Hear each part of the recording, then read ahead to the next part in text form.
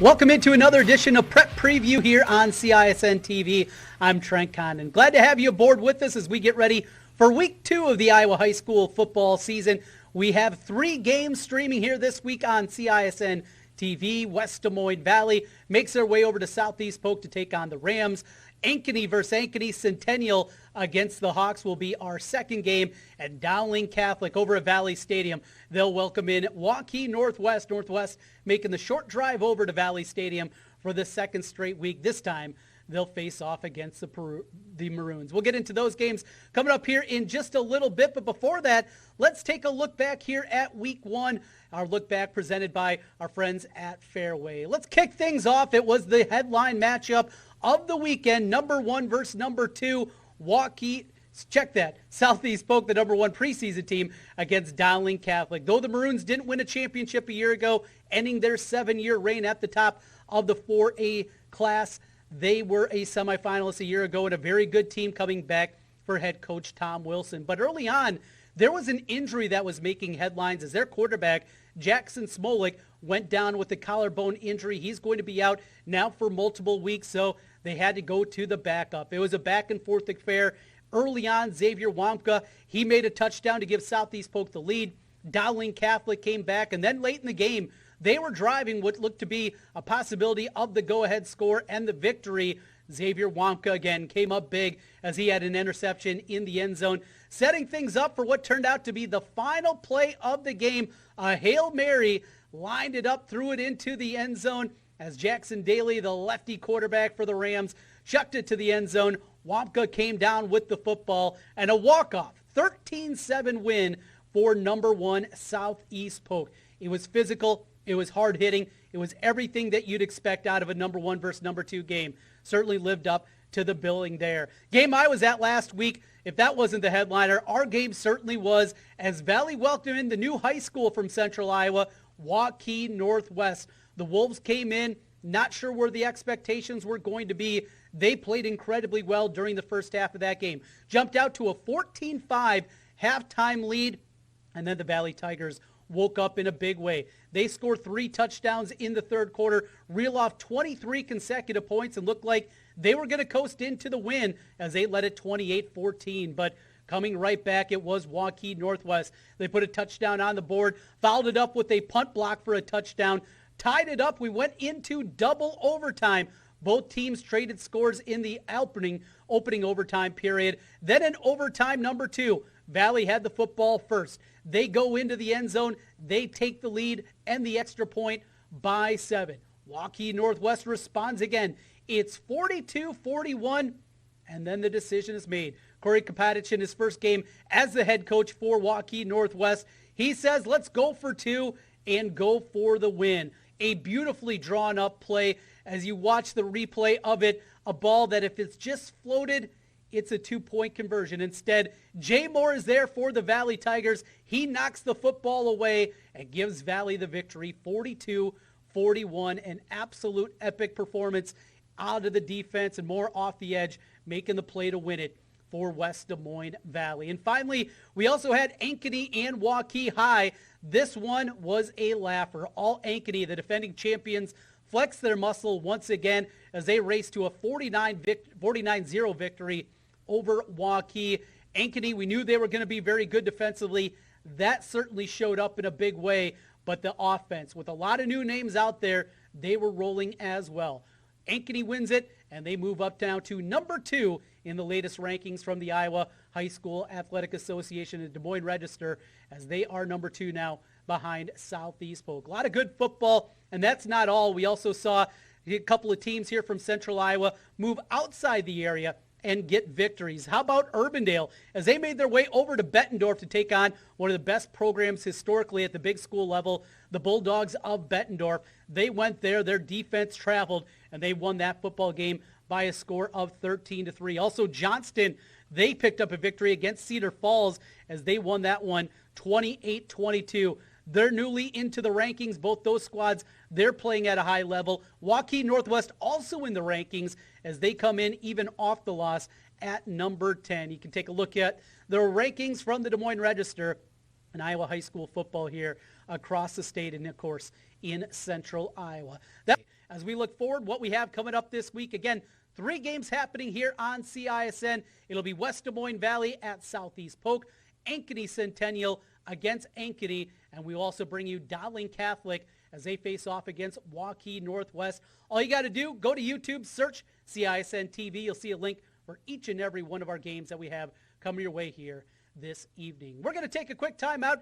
Coming up on the other side, it's Conversation with the Coaches, as we'll hear from the coaches in your game coming up this evening, presented by Elite Eye Care. Back with more Prep Preview here in a moment on CISN TV.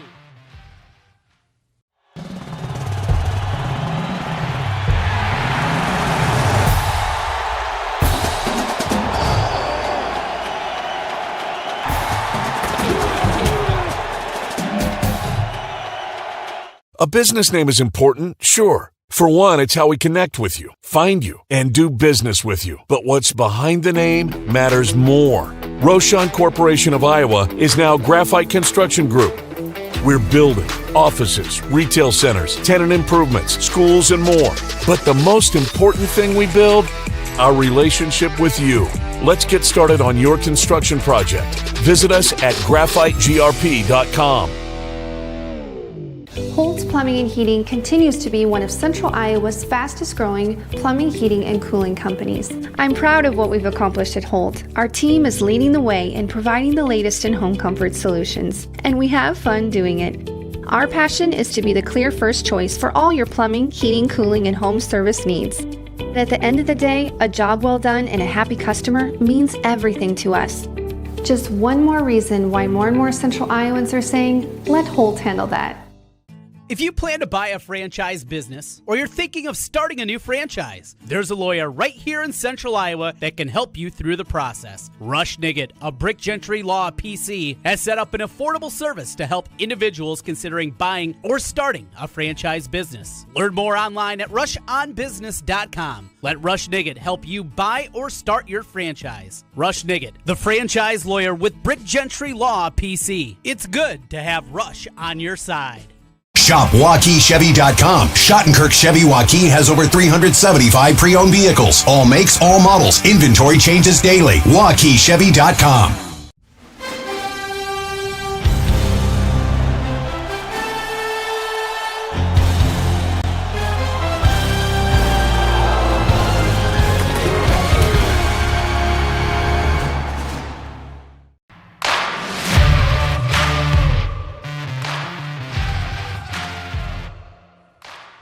continues on CISN TV. I'm Trent Condon with you as we get ready for tonight's matchup. It's Ankeny Centennial versus Ankeny. Let's hear first from the head coach for the Ankeny Hawks, as Paul Yeager had an opportunity to talk with Coach Nelson, coming your way next year. Brought to you by Elite Eye Care on University Avenue in West Des Moines.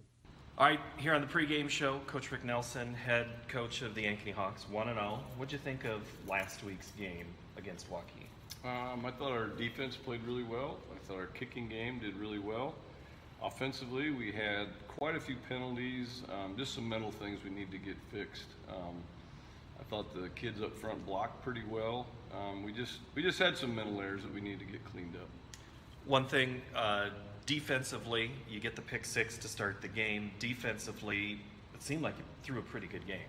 Yeah, I mean, they set up 21 points on defense, so I guess if they do that every week, we're in great shape. New guys, or old guys in new locations, Tamden Webb Tate, Jackson Penningroth, guys that move from outside to inside. How are they progressing?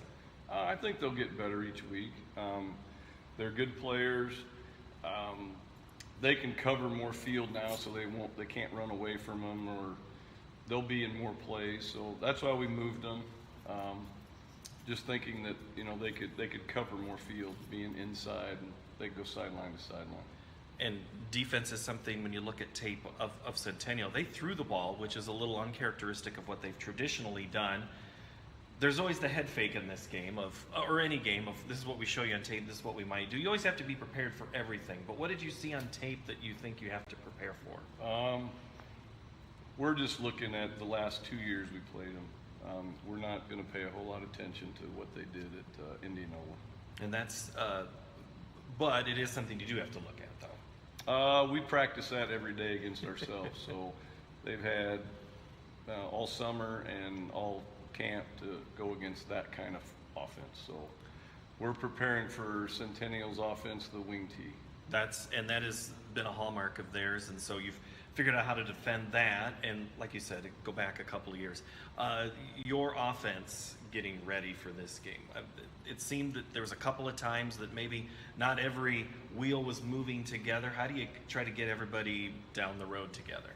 You learn from it. We had a lot of kids that never played. JJ's never played. We've only had one receiver that's ever played. We had no tight ends that have ever played. So we had a lot of new kids out there, and they'll be a lot better this week. We just have to be ready. I think Centennial will try to play us in cover zero and come after us. That's my gut feeling. So we can hit some big plays, but they also could hit us, and so we have to do a good job in protection and getting our eyes open when we're running the football, because I think they'll have a lot of linebackers running through gaps. Colin Cadolph, pretty good game. Reed Johnson also getting some carries. That two-headed monster is something you've done in the last couple of years. It's hard to take a full game at that running back position when you're running the ball as much. Is that something that you think is a strategy moving forward as you try to find a second back? Yeah, we'll play Nessa and Johnson at tailback, just to give Cadolph some breathers. And then they're both playing on defense too, so we'll sprinkle them in as we see fit with Colin. Offensive line, the old offensive line coach, you can't shake. You still coach it here. How'd you think they did, and what did you like about what they did? They communicated well with the tight ends and the five linemen. I was really happy with them. I thought they finished blocks, and there was communication. We prepared for an odd front. They played us in an even 4-down all game, so they adjusted pretty well on the sideline, and I was pleased with how they played, and I think it'll be a big challenge this week. I think we'll just get Centennial's absolute best. So why not? You want to have a good game. You want everybody's best. So what do you see here in the last moment before kickoff as keys to tonight? Well, their big play guy is the Porter kid. He's extremely fast. So kicking the ball or punting the ball to him would not be a good decision for us. So we're going to try not to do that. And then I think we just have to be ready. If they're going to do the wing tee, there's a lot of eye candy with it where your eyes can go other way and the ball's not even there. It's somewhere else. So that's what they've hurt us with in the past is just the deception of the wing tee. So I think that's going to be a key. And then I think we just have to, JJ needs to come out and perform in the first quarter and just get some confidence. I think, he was just a little rattled against Waukee. So if he can come out and have play with a lot of confidence, I think he'll have just an outstanding game. Do you buy into the most improvement is week 1 to 2? Yeah, I mean, because, you really haven't played a game. We scrimmaged Valley, but we really didn't really scrimmage. We just practiced. We did some in August, the 1st of August, we went down to ADM camp, and you don't keep score. It's not a rhythm of a game. So there is a lot of improvement, I think, in the first few weeks of football. All right. Head coach Rick Nelson will continue with the pregame show here on CISN.TV in a moment. Back after this. For all of your and your family's eye care needs, make it Elite Eye Care. Dr. Ethan Heisman, Dr. Heidi Bell, and Dr. Kelsey Sawatsky provide expert eye care close to home. From eye exams to contact lenses, eyeglasses to sunglasses, make Elite Eye Care your local optometrist. Set up your next eye care appointment with Elite Eye Care, 9250 University Avenue in West Des Moines, and online at eyedoctordemoines.com. Obsessively, relentlessly. That's what you can always expect, even when faced with the unexpected. It's a service we take seriously, providing comfort in the rain, tools to help you save, a helping hand along the way, and from a safe distance away, delivering the energy you need while going the extra mile. Regardless of the times, our team remains committed to you. Guys, are you looking for an excuse to watch football all weekend long? Then schedule your vasectomy with the Urology Center of Iowa. The Urology Center of Iowa offers nitrous during your vasectomy, cutting-edge technology to help you relax during your procedure. Make the call to 515-400-3550. That's 400-3550 or online at iowauro.com. Vasectomies with the Urology Center of Iowa. And tell them you heard it on KXNO. Our team at D. Armand Ford Indianola are committed to giving you an exceptional ownership experience. As a family-owned business, my dad and I are in the dealership every day to ensure you experience the D. Armand difference. Our core values of hard work, honesty, trust, and integrity are what we build our business on. Experience the difference at the all-new D. Armand Ford Indianola, where you'll actually enjoy doing business. The all-new D. Armand Ford Indianola, DeArmandFord.com. Hi, I'm Joe the Car Guy with Westside Auto. I'm excited to tell you about our new lifetime oil change plan. When you purchase our plan, you'll never have to pay for an oil change again. If you get a different car, simply transfer the plan over. If that car's oil needs are different than your original plan, just pay the difference. It couldn't be simpler. You won't have to worry about inflation or prices going up. Give us a call at Westside Auto Pros to get details on the lifetime oil change plan. And remember, when I say lifetime, I mean your lifetime, not just your car's. Back here on the pregame show with co-head coach of the Centennial Jaguars, Ryan Pazzetti. And Coach, last week against Indianola, what did you see on tape that you liked and want to have carry over to this week? You know what? It was a tough game. Indianola is a great team. They got great skill kids. Probably, as collective of a group that we will see all year as far as a talent aspect. That, their first quarterback was injured, and they brought in their second quarterback, and I believe he was 13 for 16, 2 touchdowns and a couple 100 yards throwing. They have one of the best running backs in the state. It was a challenge for us. There was some disappointing things, but there were some positives. Our kid played hard. We played to the whistle. We found out who we are and who we're not. And then going into Friday's game, we just need to sharpen some things up. We're looking to improve, obviously, from week 1 to week 2, but we want to improve the course of the season as well. What did you like specifically? You said we found out who we are. What is that? You know what? We found out we ran the ball really well. We had a hard time protecting the quarterback. We had some breakdowns in our protections. Defensively, we do have very, very good team speed on defense. our run fits lacked a little bit, and in our coverages just weren't as tight as we'd want them to. It gave us a good, you hate to find those things out during a game, obviously, but it gave us an idea where we're at and what we need to improve on going forward for sure. Peyton Good is a guy who was battling in camp last year for that starting role. This year, it is his starting job. He gives you a dimension of being able to tuck and run. Am I reading that right? Oh, absolutely. Peyton's a great young man. He throws the ball well. He runs really well. He's a great athlete. He's a track athlete as well. But he gives us another dimension that obviously we want to see in a quarterback, and we look for big things for him as the year goes on. And Morgan running the ball, what's he doing? Yeah, Ty runs really hard. He's really improved himself over the course of the year. Easton Miller also plays a little bit in the backfield, as well as Trey Porter too. And the reason you don't see a lot of Easton and Trey is they both started on defense. It was really hot on Friday, and asking those guys to play both ways, would have been tough.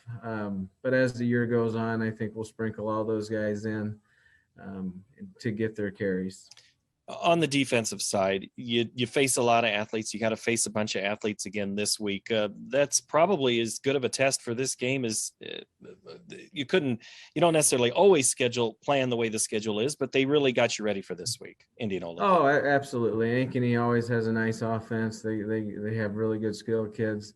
But when you look at their defense, they're just outstanding. A lot of those kids started last year on that state title team, and they were very good a year ago, and they're just much more improved, even with some new faces. But that core group is very stout, very competitive, and it'll be a challenge for us.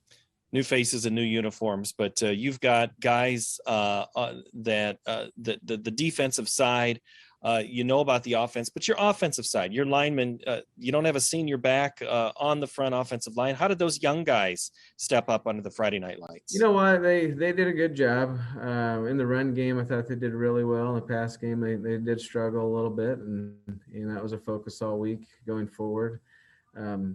Our whole offensive line is underclassmen, whether they're sophomores or juniors.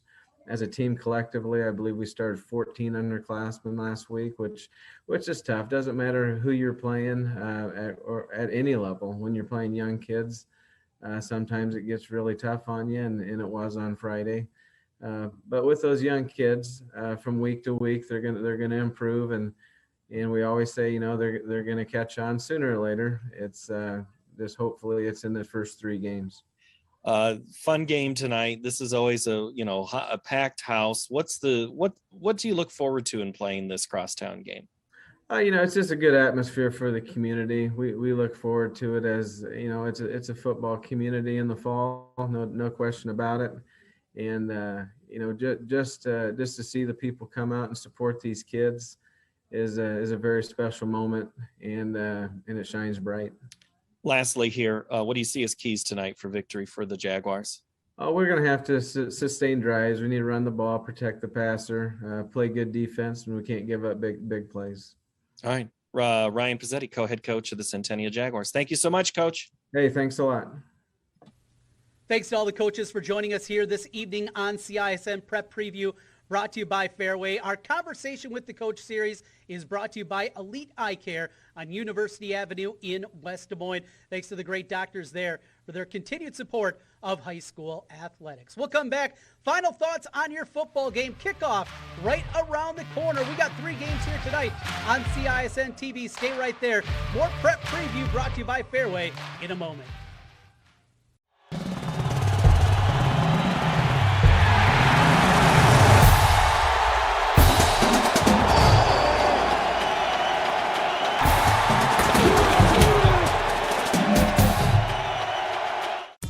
For all of your and your family's eye care needs, make it Elite Eye Care. Dr. Ethan Heisman, Dr. Heidi Bell, and Dr. Kelsey Sawatsky provide expert eye care close to home. From eye exams to contact lenses, eyeglasses to sunglasses, make Elite Eye Care your local optometrist. Set up your next eye care appointment with Elite Eye Care, 9250 University Avenue in West Des Moines, and online at eyedoctordesmoines.com.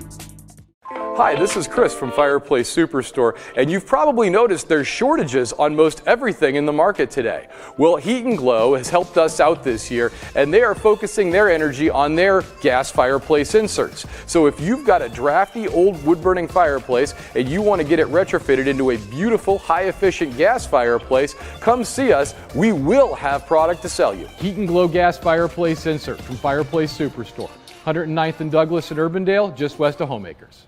Why do businesses succeed? The Better Business Bureau sees the traits of successful businesses every day. It's not easy, but it is simple. The BBB fosters trust between Iowa businesses and consumers. Visit bbb.org.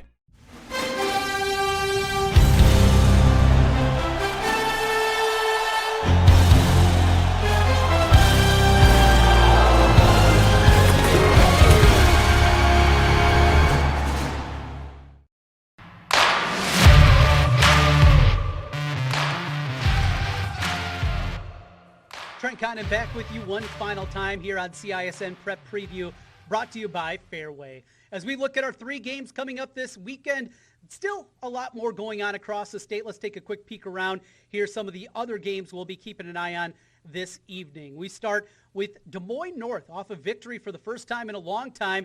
They have a chance to make it 2 in a row as they welcome in East matchup happening over at Williams Stadium. The Scarlets against the Polar Bears in his city school matchup. Des Moines Lincoln will be hosting Norwalk. Norwalk with a nice win last week, one to certainly watch. How about Urbandale Johnston? We know about that rivalry in baseball. It'll be hard hitting out there on the football field. Coming up tonight from Urbandale with the Dragons and the Jayhawks. Some other games also this evening. Des Moines Roosevelt tries to end that long city losing streak against the suburban schools, and they got a shot tonight as they will take on Waukee. Certainly one that we'll be watching this evening. Our 3 games tonight, let's start things off first with Dowling Catholic as they go up against Waukee Northwest. 2 teams coming off a loss, yet 2 teams I think that have a lot to hold their head high about.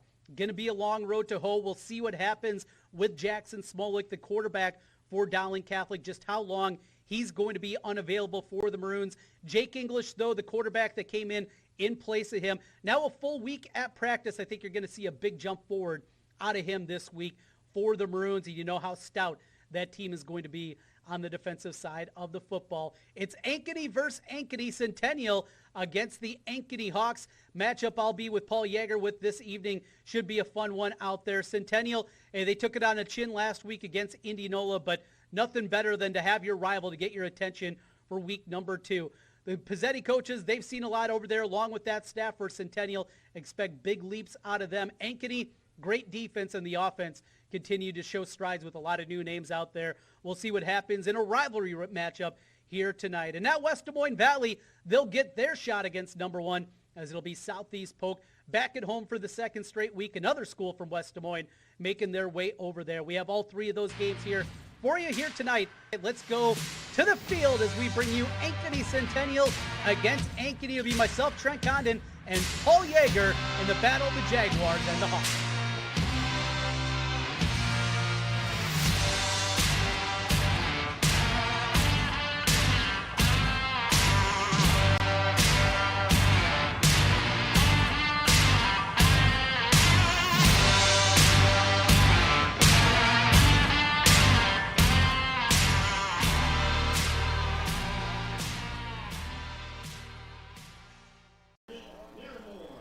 Good evening and welcome to Ankeny as we bring you this crosstown rivalry. The Ankeny Hawks on the road, at least on the scoreboard, as they take on their crosstown rival, the Ankeny Centennial Jaguars. I'm Trent Condon, joined here this evening by Paul Yeager as we bring you play-by-play of Week 2 of the Iowa High School football season. Rivalry game, Paul. Not much more you have to say than that. Well, I believe the saying that you have to say or we don't get paid is you throw the records out the window. Ankeny Centennial's won 7 of 9. But Ankeny won big last year en route to a state title. They're looking to extend, put two together, and make it a streak. Should be a fun one here tonight. We got more pregame coming your way as we count down to kickoff. The Hawks and the Jaguars, a rivalry renewed here tonight on CISN TV. Quick timeout. We're back with more of the pregame here in a moment.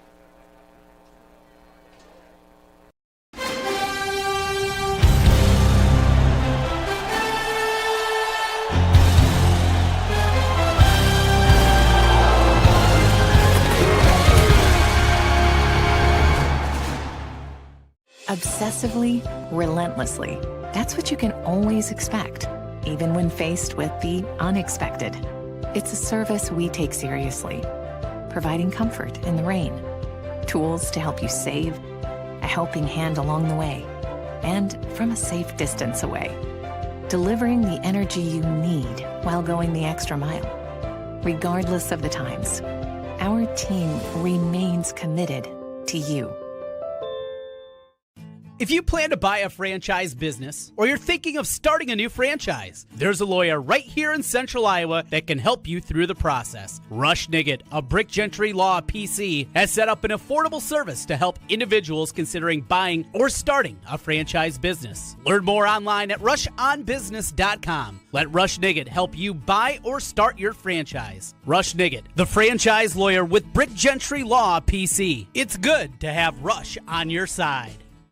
Holt's Plumbing and Heating continues to be one of Central Iowa's fastest growing plumbing, heating, and cooling companies. I'm reminded of that every day as I see our fleet of vehicles in all shapes and sizes head out to help customers in need. We work hard to keep our vehicles clean and in good shape. Some are customized with great ideas, and some maybe not so much. But at the end of the day, a job well done and a happy customer means everything to us. Just one more reason why more and more Central Iowans are saying, let Holt handle that.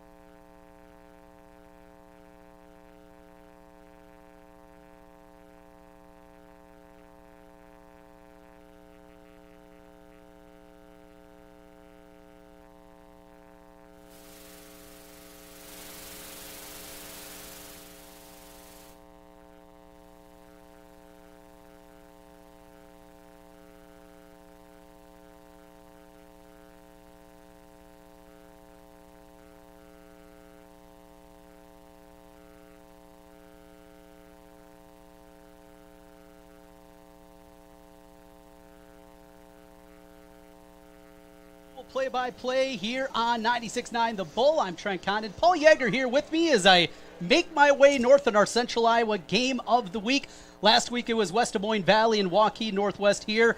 The Battle of Ankeny, the Hawks and the Jaguars. And certainly, Paul, two teams you know a whole lot about throughout the year. Well, and these two teams know each other well. You got to remember, these are guys that played together on travel teams, on Ankeny junior football teams as recently as 7th grade.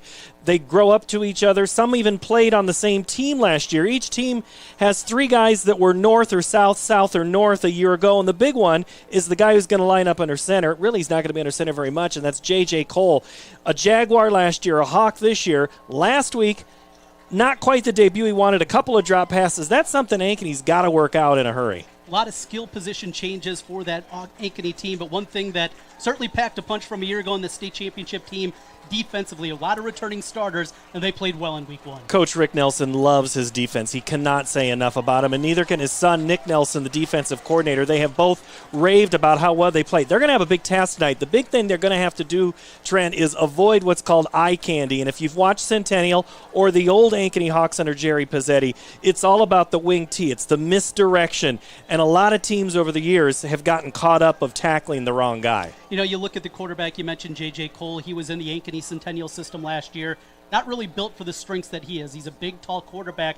But Centennial's got a quarterback that can run this offense well in Peyton Good. And run is the key. Peyton Good, a track star here at Centennial, he's got some wheels. And the thing about an offense, when you can run the ball as the quarterback, that gives another dimension that is really hard to stop, because if you're just worried about passing the football, you can easily just set your ears back and play good defense. But when you can tuck it and run, you got yourself a problem. You know, one thing you talk about this rivalry aspect, and Centennial didn't get off to the start they wanted. Ankeny, they're ranked number 2 now in the latest rankings from the Register. We know how good they are. But the rivalry today, compared to where it was 9 years ago when this began, what has changed in your mind? Well, I'll answer it by looking at the crowd size tonight. There is a lot of people in town that have talked about this game and come to this game. There are a lot of people here. We're going to have the bands. The first year they had the 2 bands play. We don't have that now. It is still a big deal and important to this community, and it's bragging rights. Let's face it. Both teams looking for a victory tonight. For Ankeny to be the second. Centennial looking for their first of the season. Week 2 of the Iowa high school football season. We'll take a quick time out here on CISN TV. You can catch our video streaming there and on the radio side, 96.9, as you're out and about here this evening on the ball. Quick time out, back with more pregame. Countdown to kickoff here in a moment. Obsessively, relentlessly. That's what you can always expect, even when faced with the unexpected. It's a service we take seriously, providing comfort in the rain, tools to help you save, a helping hand along the way, and from a safe distance away, delivering the energy you need while going the extra mile. Regardless of the times, our team remains committed to you. Holt's Plumbing and Heating continues to be one of Central Iowa's fastest growing plumbing, heating, and cooling companies. I'm reminded of that every day as I see our fleet of vehicles in all shapes and sizes head out to help customers in need. We work hard to keep our vehicles clean and in good shape.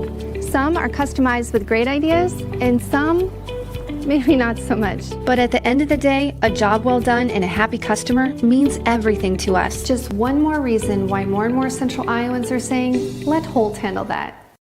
Really like your backyard, man. There's nothing to the east, so I can do this all day. No, Patrick. East is that way. Oh, man, that's not good.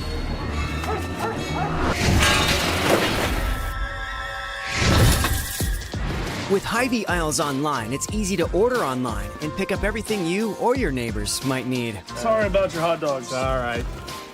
It won't happen again. Okay. Hy-Vee Aisles Online, convenient pickup, and we deliver.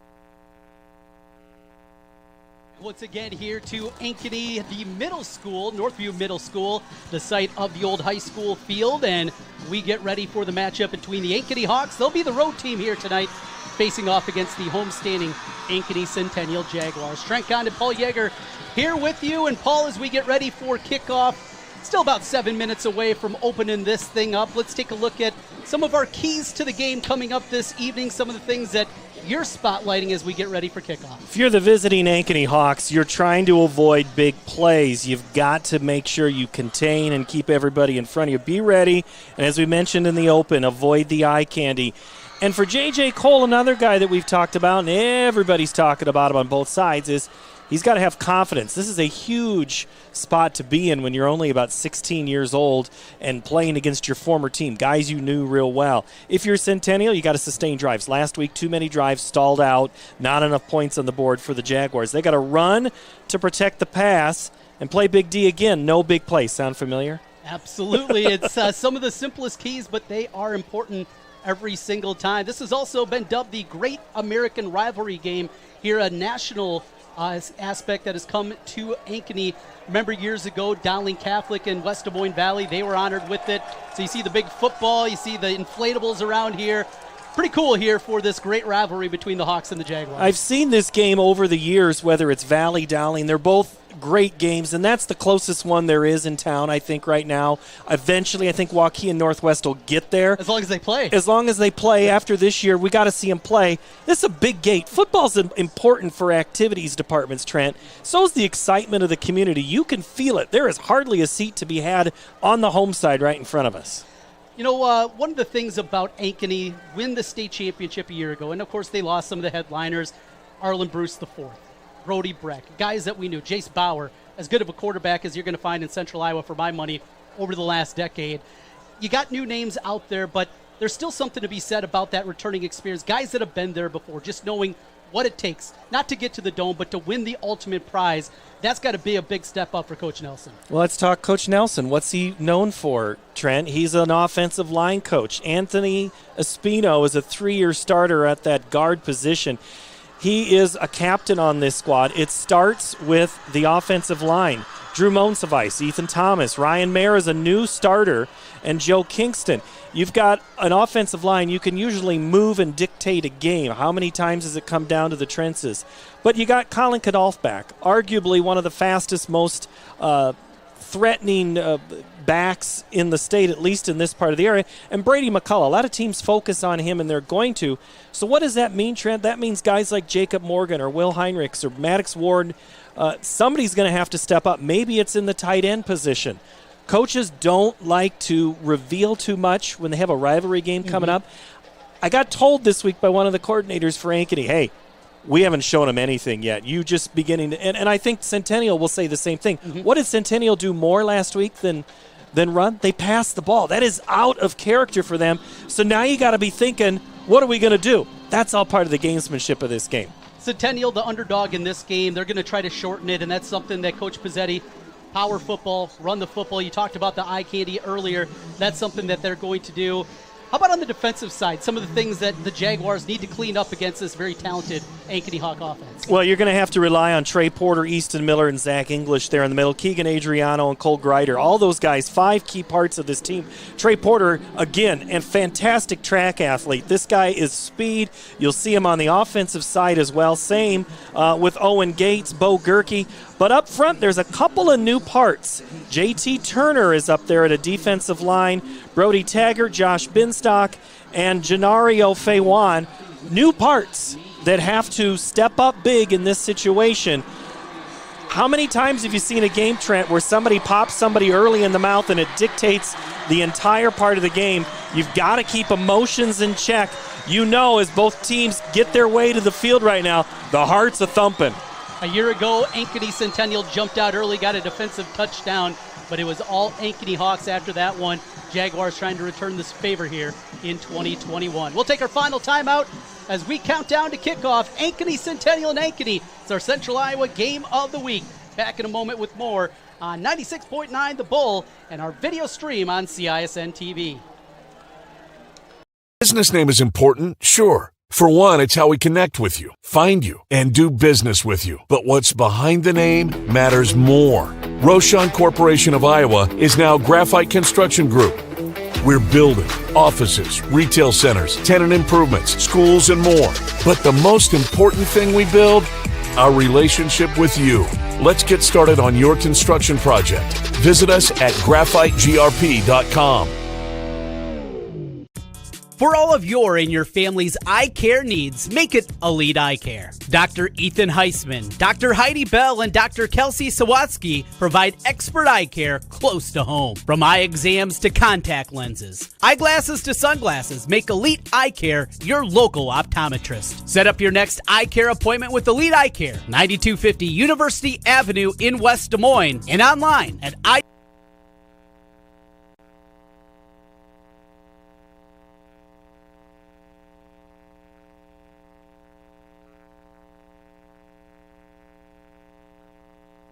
Norwalk shop located.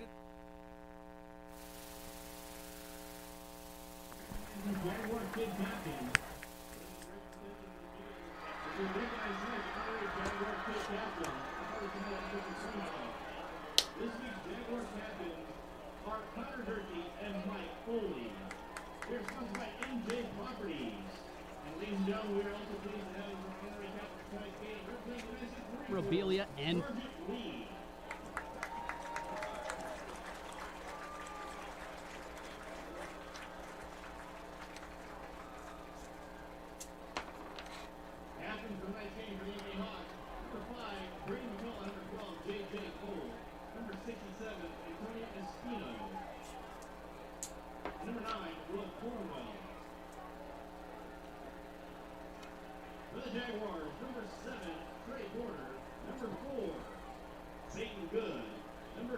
Paul Yeager back with you, Ankeny Community Stadium. Let's take a look here at our officials for tonight's game. It is the referee, Dave Rittman from Ankeny. The umpire is George Harwood of Altoona. Brian Arilko, also a linesman of Altoona. The line judge is Chris Scott from Johnston, and the back judge, Grant Keatle from Urbandale. And Paul, you had a good story about this and what they're talking about, this refereeing crew. One of their own who suddenly passed away. Art Owsley was a longtime crew member, well-known official, both basketball and football. Died of a heart attack this summer. His son played at Dowling Catholic, so tonight at the Dowling game at Valley Stadium, they're having a moment for Art. Art had made his way up on the refereeing side where he was getting to do some big-time college basketball and football. He'd been all around. I think he's refereed the Division III National Championship game. Art was just a great guy. Always had a good demeanor with him when he was on that sidelines, especially in basketball where you can see him and where I've seen him.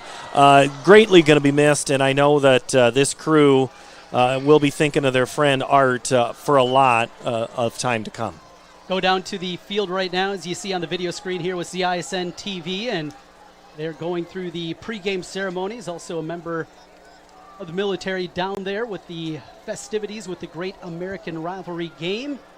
And the coin flip goes to Ankeny. They have deferred, I believe, if I see everything correct down there. Eye's not as good, and Paul Yeager, he was ahead of me here. He remembered his binoculars tonight. You're right. Ankeny won the toss, deferred. So we'll see what Centennial does. And this is all ceremony, Trent, by the way. Right. They've already redone this. It's just we don't always get in. Centennial's going to receive. So the Jaguars will start with the football as they wear the home black uniforms with the black tops, black bottoms, the white numbers, and the silver helmets. Ankeny will be wearing the all-white look here tonight with the maroon letters and the yellow trim. As we get ready for kickoff tonight, the veterans come out there. Jeff Brooks, our sideline reporter. Jeff is ready. We can go down with the sideline report. Take it away, Jeff. Yeah, hey, I'm down here. A shout out to Art Owsley, was a classmate of mine. Great guy, great classmate. Gonna miss him around town. Hey, it is a 90-degree turn from last week. Actually, it's a 180-degree turn. It is nice down here, a little humid. The wind is not going to be a factor.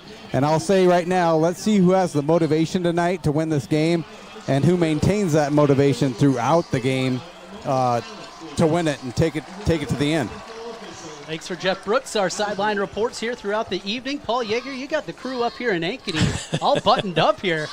Loving things. This is great. We run it. This is, I think, our third. Is this our third year, Jeff? Yeah. I mean, we've got stats, too, with Jeff Martens. We'll try to keep you up. I think we even tried to feed you Thank you to the new activities director at Centennial, Rob Scott. He'll be a halftime guest on the TV side. Came over from the Davenport area, and Andy Umtham on the Ankeny side always helps us out. As we get ready to kick things off here, again, Ankeny deferred to the second half, so Centennial will take the football first, back deep to receive for the Jaguars. Trey Porter, outstanding athlete, does a lot, and Owen Gates, and of course, already got caught once. Yeah, the Gates brother, name, and wearing number 2. Yep. A lot throughout the years as it's teed up for Ankeny. And getting ready to kick it away, Max Pelham back for his senior season. He was a kicker on that state championship team a year ago. Not a ton of wind out there, looking compared to where we were a week ago with that wind that was blowing out of the south here. Very calm as Pelham puts it on the tee. As we line it up, Ankeny going and kicking right to left. All on the tee, and here we go. Kickoff. Ankeny and Ankeny Centennial, the Central Iowa game of the week. Gates takes it from his 1-yard line. He's out to the 10. He's got a hold 20. Breaks the tackle, 25. Cuts back to the 30. Ripped down at the 34-yard line. A good return by Owen Gates, but there is a penalty flag back at the 14-yard line. And the kicker, Max Pelham, makes the tackle. That is exactly what we've talked about. Jeff kind of referenced there, Trent, is the emotion of this game. You can get too hyped up, overrun a spot. Great field position as of now for the Jaguars. But I don't think it's going to be that way much longer. Yeah, it doesn't look that way as they're pointing back. The Centennial offense comes out onto the field, and it is a hold on the return. So that great field position from the 34, it's going to go to negative field position all the way back inside the 10-yard line for the Jaguars is where they're going to start. And certainly not what you want to do if you open up here for Ankeny Centennial, as they'll bring the offense out onto the field. And the new quarterback this year, Peyton Good, outstanding athlete, as he will get the offense revved up here. And back to the basics here for Ankeny Centennial, kind of the old school Pazzetti offense.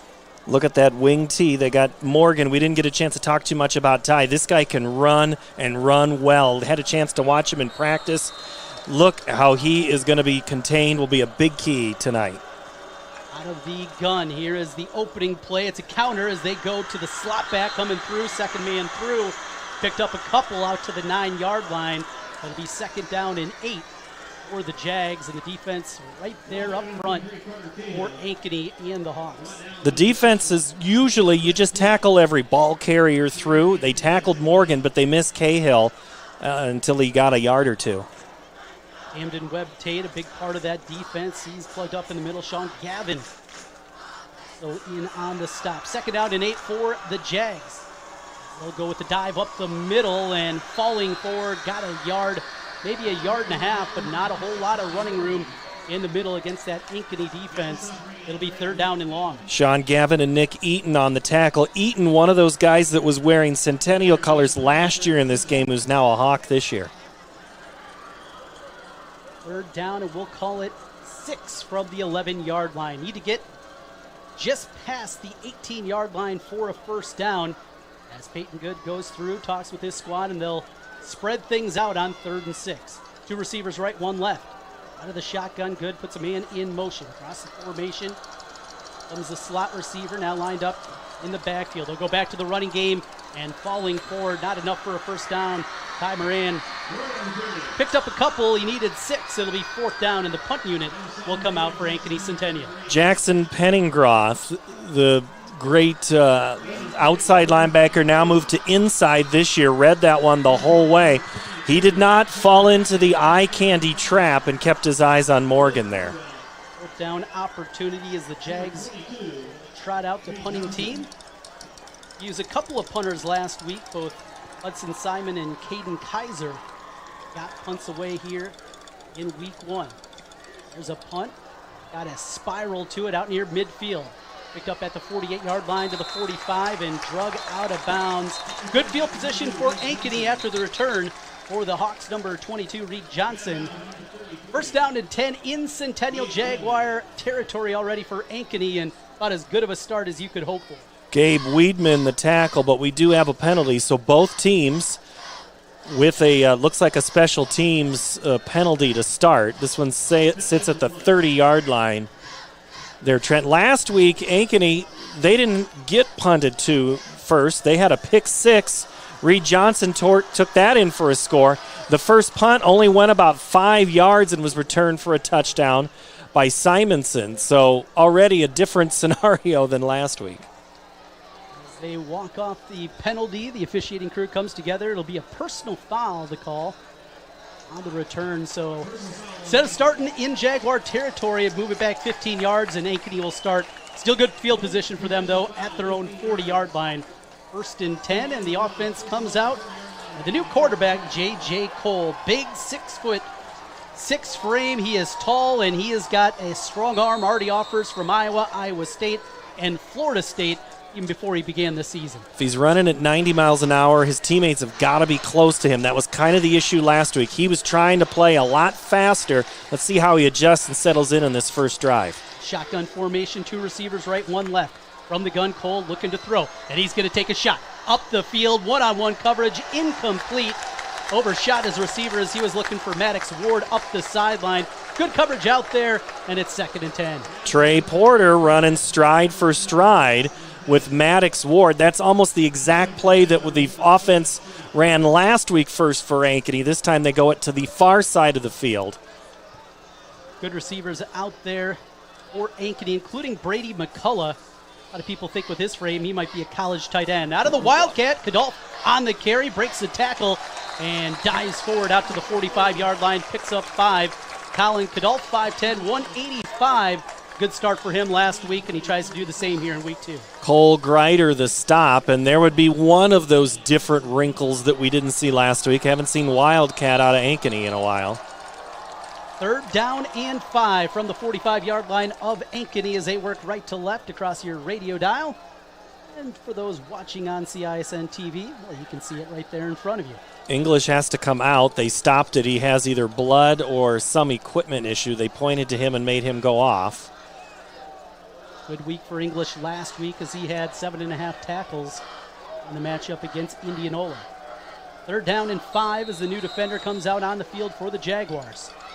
Tight formation across in motion is McCullough. They'll go to the ground game. Big hole. Kadolf lost the football. Ball is loose. Who comes up with it? As we point down to the field, and it looks like Ankeny did fall on that one. Ball came loose and looked like maybe we're trending towards what happened a year ago. So Ethan Thomas recovered it. Kadolf was stripped by number 8, Keegan Adriano. He's the one who got a big paw on it. I kind of watched right as that spin. And Adriano is a key guy they need on this defense, and that was almost to the same spot where Zach English was supposed to be on that previous play. So good job by Centennial. They just didn't quite fall on it.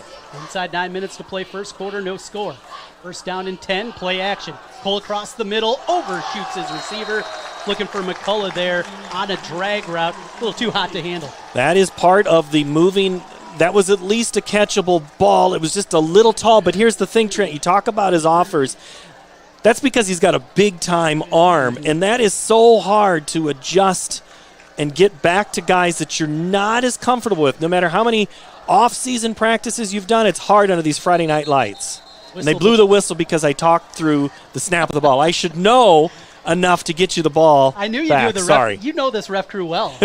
They got you in the earpiece. Oh, don't get me started about basketball with this crew. Paul Yeager and Trent Condon here with you. Ankeny Centennial and Ankeny, our Central Iowa game of the week. Penalty against the Jaguar defense moves it forward 5 yards. It's 2nd down and 5 from the 39-yard line of the Jags. Single receivers on each side of the formation. A couple tight ends here for Ankeny as they go back to the ground. And Kadolf cuts back and just a couple. And there's a man, again, you mentioned, Keegan Adriano. Good tackle there in space. Little bit of chippiness now starting on that offensive line. One of the last guys through, Espino. He had a couple of words with his counterpart on the other side. He pulled on that play, but that play was not able to get to the left side like it was designed. 3rd down and 3 from the 37. Single receivers each side. Cole to throw again. He's going to take a shot up the sideline. He's got McCullough. Ball bounces away at the last moment. Not sure if he would have got a foot down anyway. Incomplete, and it's 4th down for the Hawks. Interesting call. you're trying to always early in the game set up things for late. Now it's a field position issue. You're kind of out of the range. Pelham's a good kicker, not that good. Mm-hmm. Yeah, from here, that'd be a 54-yarder instead. They're going to go for it. Now, I wonder if that went into that third down play call. Maybe JJ's dad could kick a 58-yarder. He'd tell you one. He'd coach you how to do it. McCullough across the formation, 2 receivers left. Cole from the shotgun, takes the snap, looks right. Throws it out of the backfield. Kadolf in and out of his hands. Turnover on downs. Ankeny Centennial defense comes up with the stop. Ran the wheel out with Kadolf the whole way. The problem was that ball was thrown at where the line of scrimmage was. He still had 3 yards, and he was going to somehow have to shake Trey Porter, who was on him like a glove. Trey Porter is outstanding on defense, and he's showing it early on. Kadolf, little peek up there as the ball was coming into his hands, as you see the replay here on CISN TV. Looked up, saw the defender there as the ball squirts out. 4th down stop, and Ankeny Centennial will get the football for the second time in good field position here as they'll start at their 38-yard line. Good from the gun, gonna roll. Looking to pass. Pressure comes, steps up in the pocket, throws the ball complete for the first down. Drag route coming underneath in the completion to Carter Cahill. Cahill was underneath right there at the sticks. Good had time to get rid of it. Eisentrigger and Carr buying him just enough to get rid of that in time.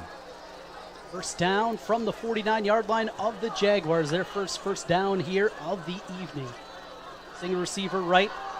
Cahill in motion on the jet sweep. Good's going to keep it himself, but he is bottled up right away. Defense stiff up the middle. Nick Eaton in on first on the tackle. Eaton and Crandall there. How many times do you think Eaton saw that offense in practice over the years in his 3 years at Centennial? He knows some of those tricks, knows what keys are. As my old partner Dave Marcoulier used to say, watch the guards. That's what this offense is about. No gain on the play. That makes it 2nd and 10 for the Jaguars as we play in the first quarter. No score, 7 minutes to play in the first. Comes in motion. They'll go on a handoff on the jet sweep, trying to bounce it outside. Porter hurdles a defender and nearly gets the first down. Steps out about 2 yards shy, but there is Trey Porter showing off that elite athleticism. Tandem Web Tate came up. It was the 7-on-7 there, and that got the fans on the near side pretty excited when Porter did the hurdle. That's what the Centennial offense does. It'll also spread you out, not just what they do in the middle as we take a look at the replay. Oh, they did throw a penalty. So Mike Fontana, defensive line coach, is talking, line coach there, talking to the referees, kind of saying, hey, this is what I saw. I'd like you to look at it this way, I think is kind of the constructive way you say that. Might be a little bit different on the field, but I like the way that you describe it, especially the way Mike would say it, yeah. Fontana pretty passionate, and both of these coaches, I mean, a lot of these Centennial coaches used to be Hawk coaches. Mm-hmm. When the split happened, they went. So, I mean, this game is always tough for them as well, but hey, who's writing the check and that's who I'm pulling for tonight. Personal fouls, they move it back. Now it's 2nd and 20 instead of 3rd and 2. They'll spread things out basically with a 5-wide receiver look. Good short throw, incomplete. He's trying to find out of the backfield Ty Morgan, but just missed on that throw. It'll be now 3rd and 21. I think it was supposed to be an out. Ben Sandvig, I think, was kind of surprised the ball came to where it was. He might have had a chance to pick that one off here on that left cornerback side. Play, as you said, Trent, the play call is totally different, 3rd and 2 versus 3rd and 22. Long ways to go in a field position game here early on as we're scoreless. We'll see what Ankeny Centennial comes up here. Certainly don't want a turnover in this spot. 2 receivers in the backfield with Good. He'll hand it off to Porter. Porter off the right side, steps out of bounds after a short gain. He picked up 4, but well short of the first down.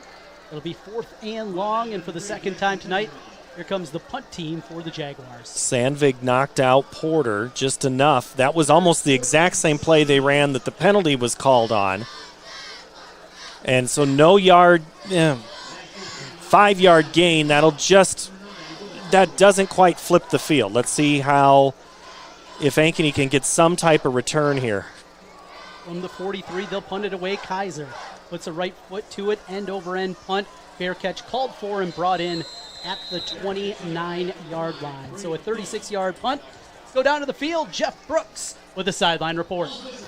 Hey, yeah, both these teams have come out really good. I mean, defensively, they both held in check, and like you guys said over and over, it's a battle of field position, and see who could take advantage of that and flip that in their way.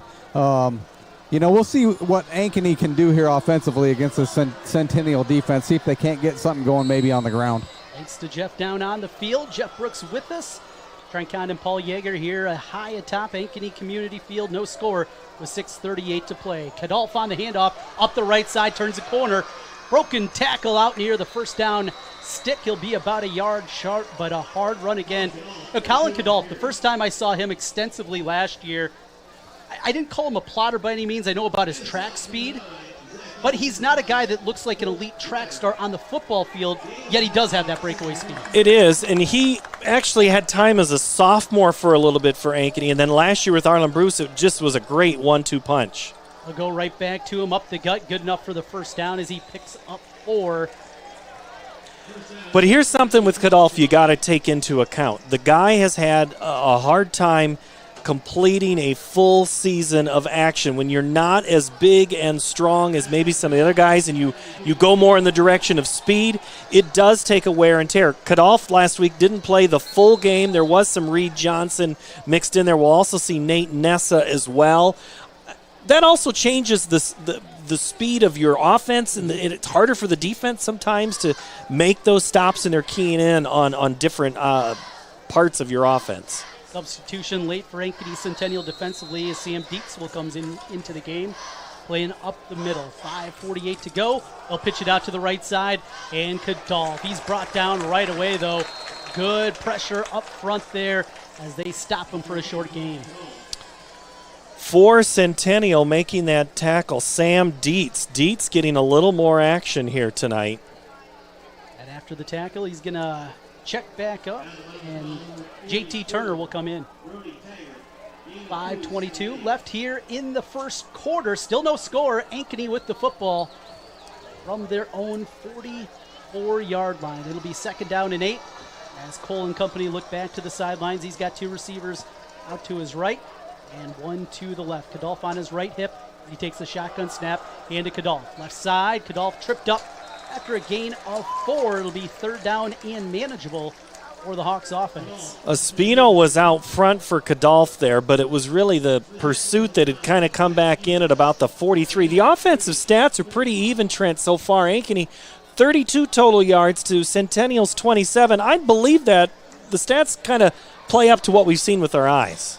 We'll call it 3rd down and 5. Need to get into Centennial territory for the first. Cole to pass. Across the middle, a bullet complete for the first down as he found McCullough.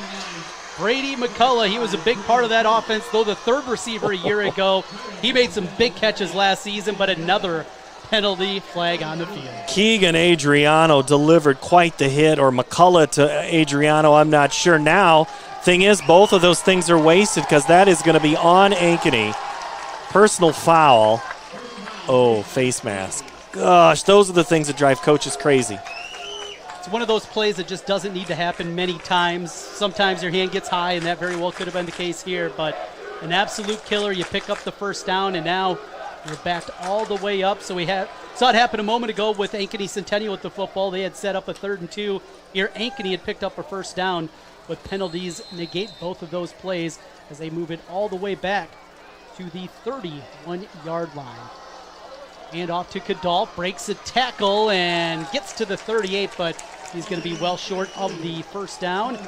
It'll be 4th down, and here comes the punt team again for Ankeny. If Gerke doesn't make that tackle, I think Kadolf gets darn close to that. Gerke kind of stopped him back there right where that ball went down and slowed him up. Both teams, Trent, look at that. Big 3rd and longs, and they can't really convert. I think this is kind of what I think you had to expect in this contest. There's a lot of people thinking, Ankeny's going to roll them, but Nope, Centennial certainly always seems to have the number of the Hawks. 3:45 clock in first quarter, no score as Ankeny will punt it away. Gates back deep to receive as Pelham takes the high snap, a beautiful spiraling punt That'll hit at the 26-yard line. No return. It'll take an Ankeny roll out to the 24. 39-yard punt, and all back for the third time now to the Jaguars. And certainly Ankeny Centennial got to be happy where they are right away here. Initial blow rivalry game. They're going punch for punch with the Hawks. I think that's attributed Peyton Good and his multifaceted part. I think you got to think about Good as an option right here. I know they've gone with Moran a lot, but Good is also one of those options that can keep it. Let's see, they're only bringing in one wide receiver right now. Cahill in motion, keeping it as Good. Breaks one tackle, but not the second, as he is slammed down by Tamden. Webb Tate, outstanding football player, baseball player. That dude just knows how to play sports. And I'll tell you what, you got to watch it, Sean Gavin. You're kind of still running. He's pretty excited. He's got 4 or 5 of his teammates trying to calm him down. But yes, you're right. Webb Tate, I had the play called right to go to the right guy, but it just wasn't quite executed. You forget about Webb Tate. Another one of those guys that was an outside backer, moved inside, and he has played huge for Ankeny in the first 2 games. Loss for 4 of 4 on the play. 2nd and 14 for Peyton Good and the Ankeny Centennial offense. From the shotgun, looks to throw. Pressure comes. He ducks and knocking away from the pressure. Ball's out. Ankeny says that they have the football, and they do. Referee pointing at the ground, though. Not going to be a fumble there, as the ref said right away. He was pointing to the ground, said ground calls that one. He was down by contact. Who would have picked it up? It looked like Diego Jackson. I got a couple of cameras on that far sideline that I'd like to see the reverse angle of what we have up here. I see Trent Reichs from WHO 13 over there, and I have to ask Trent, could you rewind that for me? And send it right up this Send way. that up to the league office. So we'll play the role of league office. Loss of a yard on the play. It'll be 3rd down and 15 now for the Centennial offense as they're going the wrong way. Loss of 4 followed by a loss of 5. 3rd and 15. And we're going to get a whistle and a timeout. Centennial going to talk things over. We'll come back. 1:50 to play here in the first quarter. No score.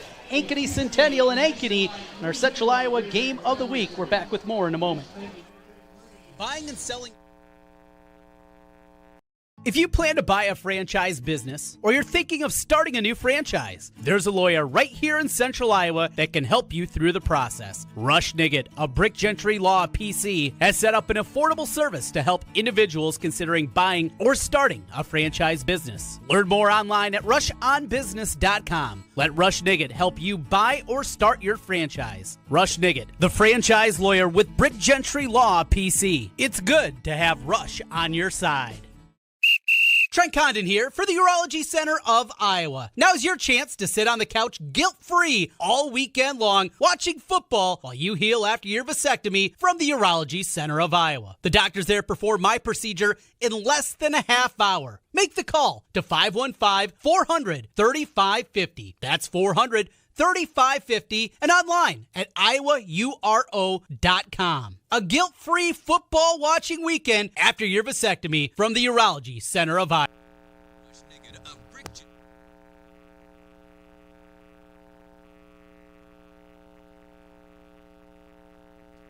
Welcome back. 3rd and 15 as we come back to live action. Good hit again.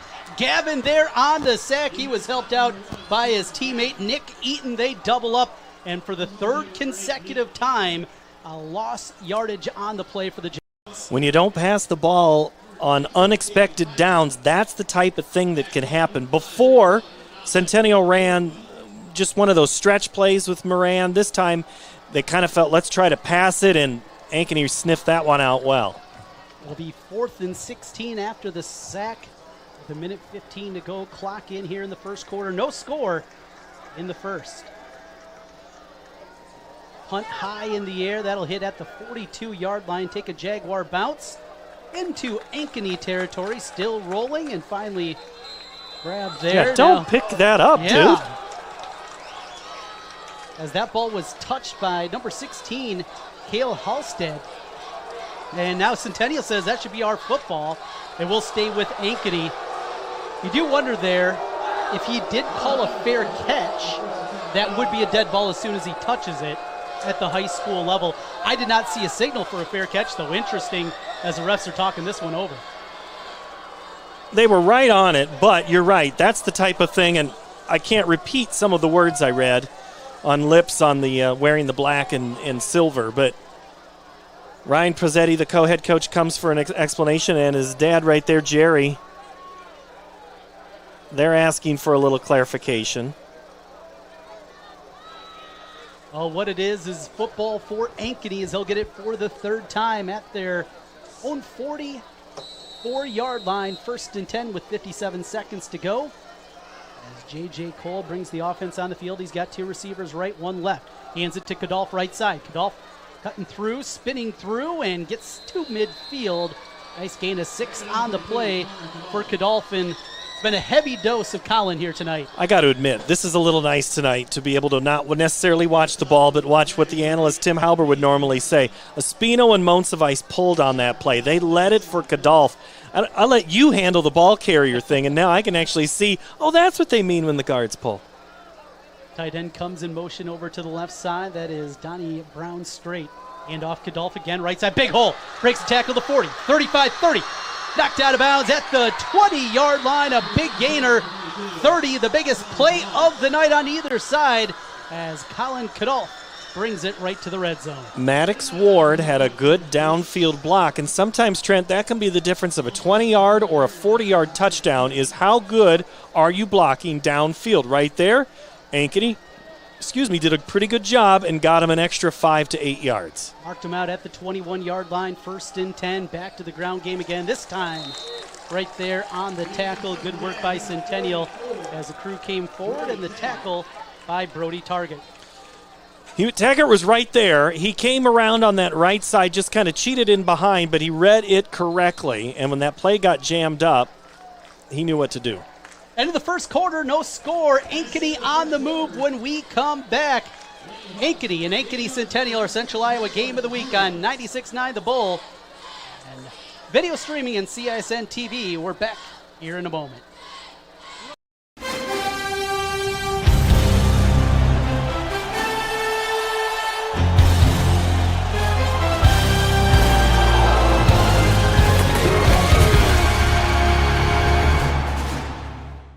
Obsessively, relentlessly. That's what you can always expect, even when faced with the unexpected. It's a service we take seriously, providing comfort in the rain, tools to help you save, a helping hand along the way, and from a safe distance away, delivering the energy you need while going the extra mile. Regardless of the times, our team remains committed to you. At Holt Plumbing and Heating, our team is clean-cut, professionally dressed, and always training to be the best. We have families too, and we understand that nothing is more important than keeping them safe and comfortable. Our passion is to be the clear first choice for all your plumbing, heating, cooling, and home service needs. A high-quality job with a smile and a little extra wow. I would like to personally invite you to experience Holt Plumbing and Heating and find out why, for over 70 years, families all over Central Iowa say, let Holt handle that.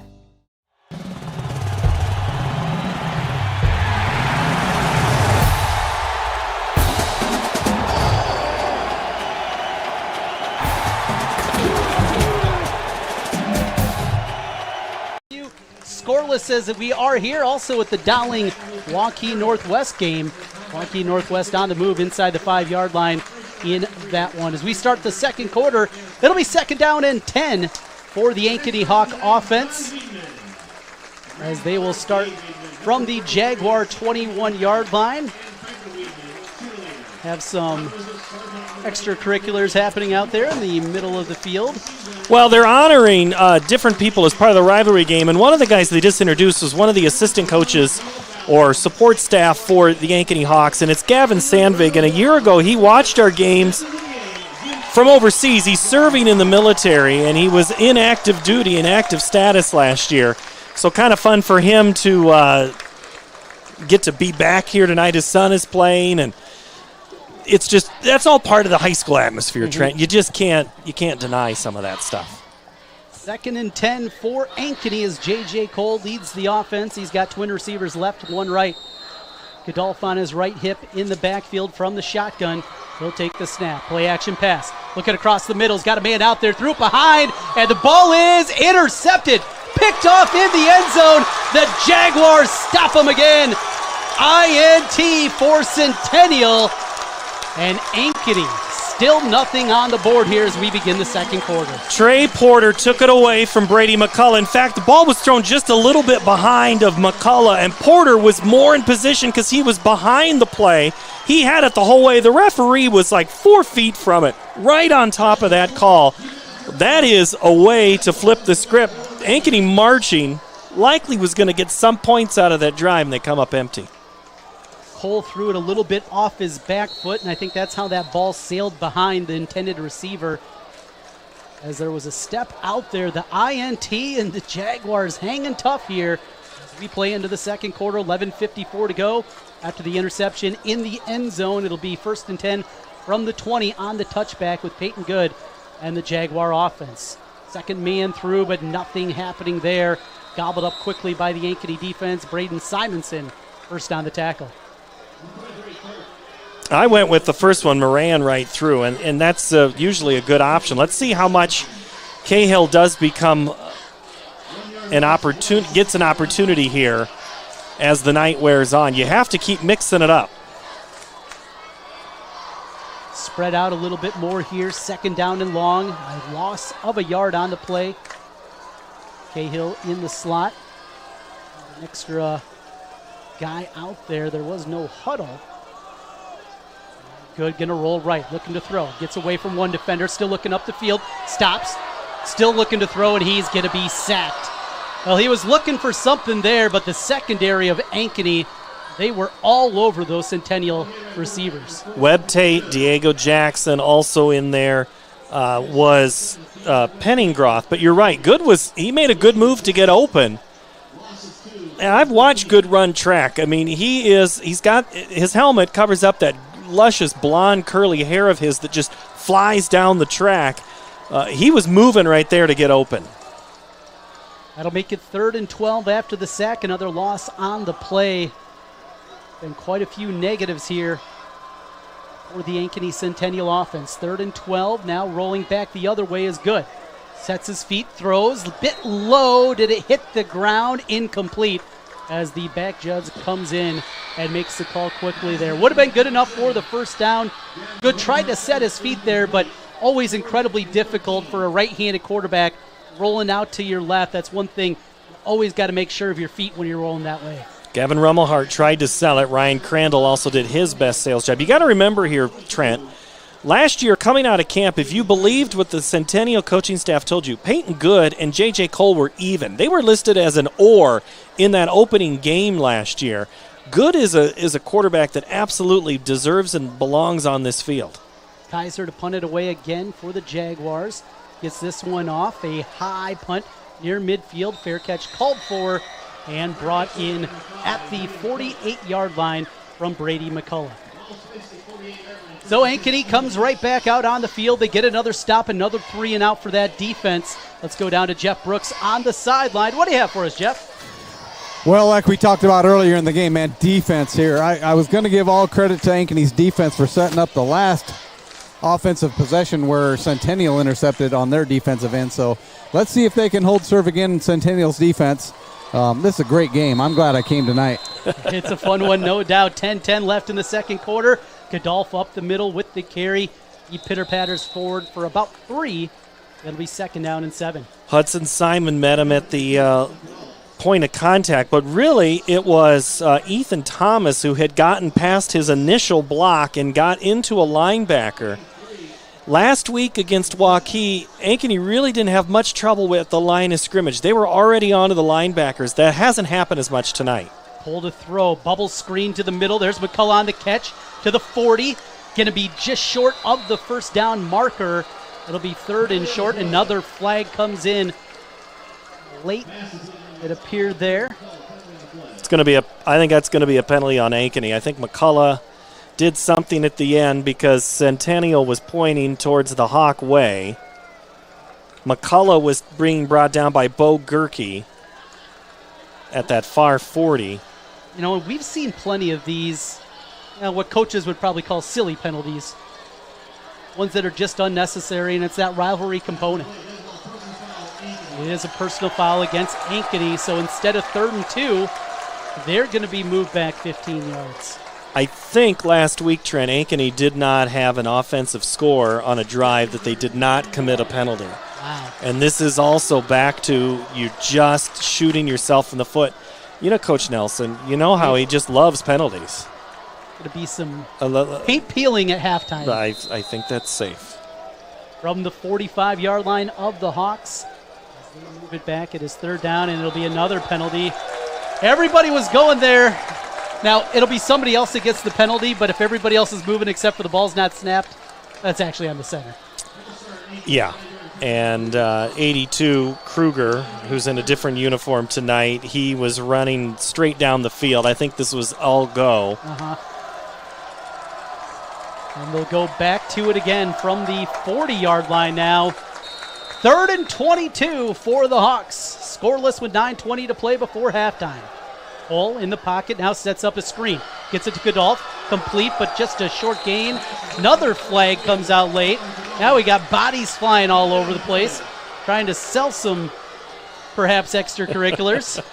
Hudson Simon delivered the shot. Now, I'm not sure what that's going to be back at the 45. There's a couple of different options. Godolph was kind of tied up right as soon as he caught the ball, but there was something that happened about 4 yards later.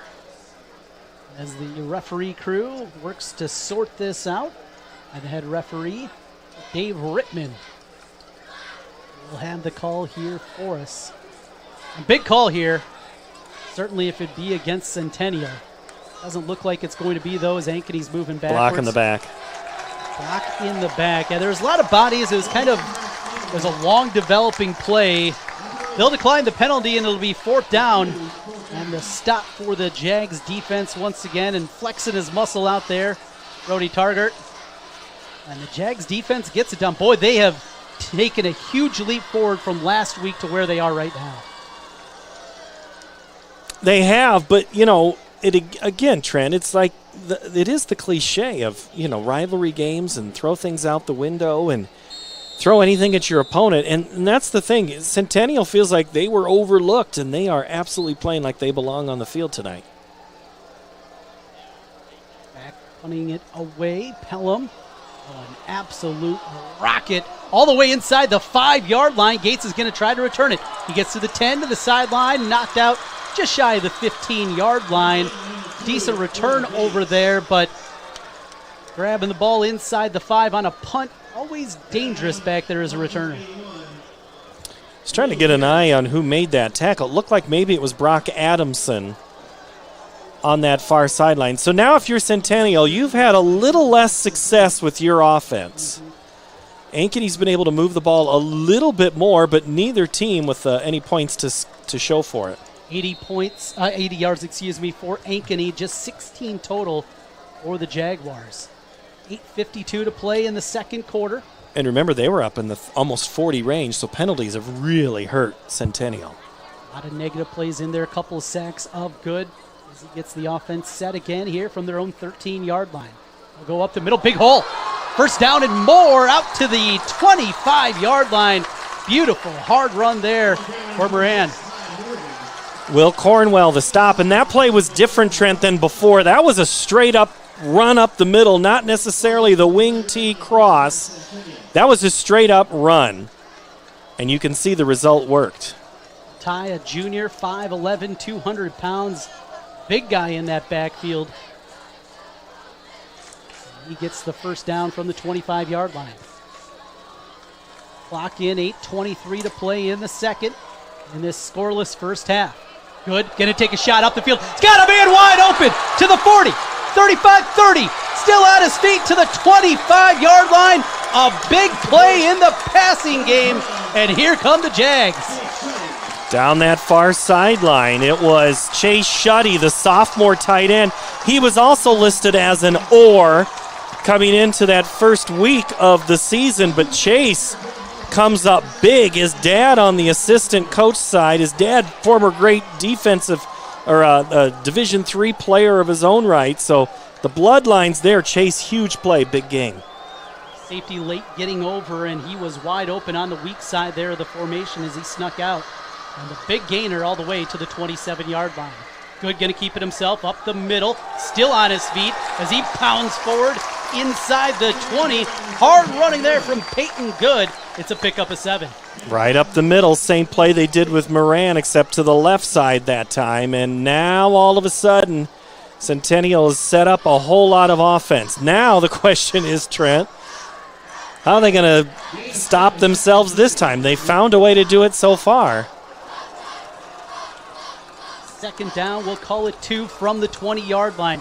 They look to go wide, trying to get outside, cutting back, first down, Cahill to the 12-yard line. Carter with a good hard run as he's knocked out of bounds, and all of a sudden, you can feel positive momentum building here for the Jaguars. Reed Johnson knocks him out, and I think Centennial may have just gotten a sideline warning. They had to push everybody back. You know the get-back coach. Right. An important job. It is a huge job.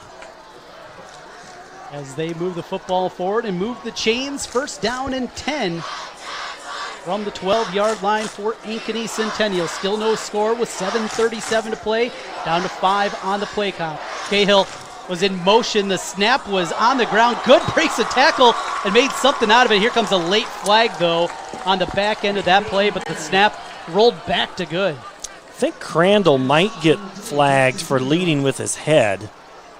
It certainly was in that direction, and there was a coach trying to help coax that call, but I'm not sure. Got to find Jeff Brooks. I don't know where he is, if that was in front of him or if he's on the far side. I can't. I see. Oh, he's on the far side, so he didn't quite have his. We're about equidistant from that play. Yeah, there was late contact that came in out of bounds also from Jackson Pennegroff. Possibly that could have been it. As Good had already slid out of bounds and he came in. It is a targeting. Hit to the head, so it'll be a personal foul, half the distance to the goal, and they'll move it forward from the 10 now to about the 5-yard line. Yep, the hit to the head, so that is huge.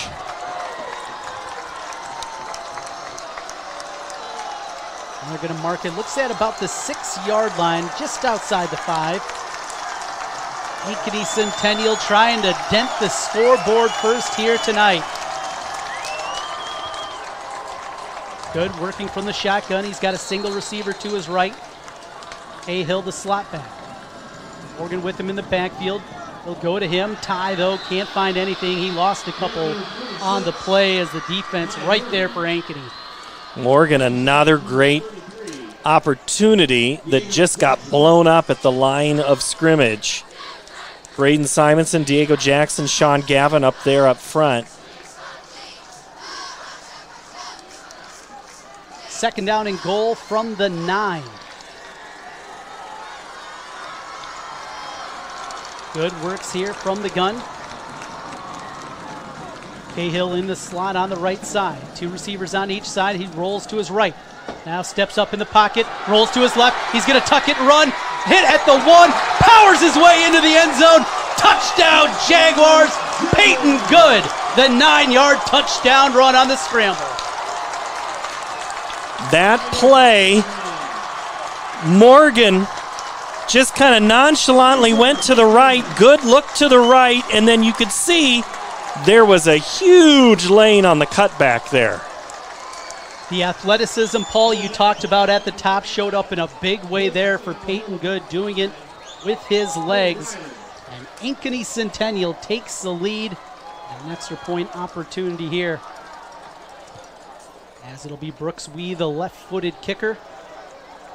Snap back, hold down, kicks on its way, plenty of legs. Good. 7-0 Jaguars over the Hawks, 6:45 to play. Back with more high school football on 96.9, streaming at CISN.TV. Obsessively, relentlessly. That's what you can always expect, even when faced with the unexpected.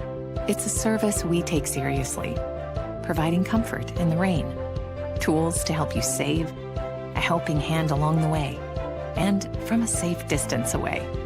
delivering the energy you need while going the extra mile. Regardless of the times, our team remains committed to you.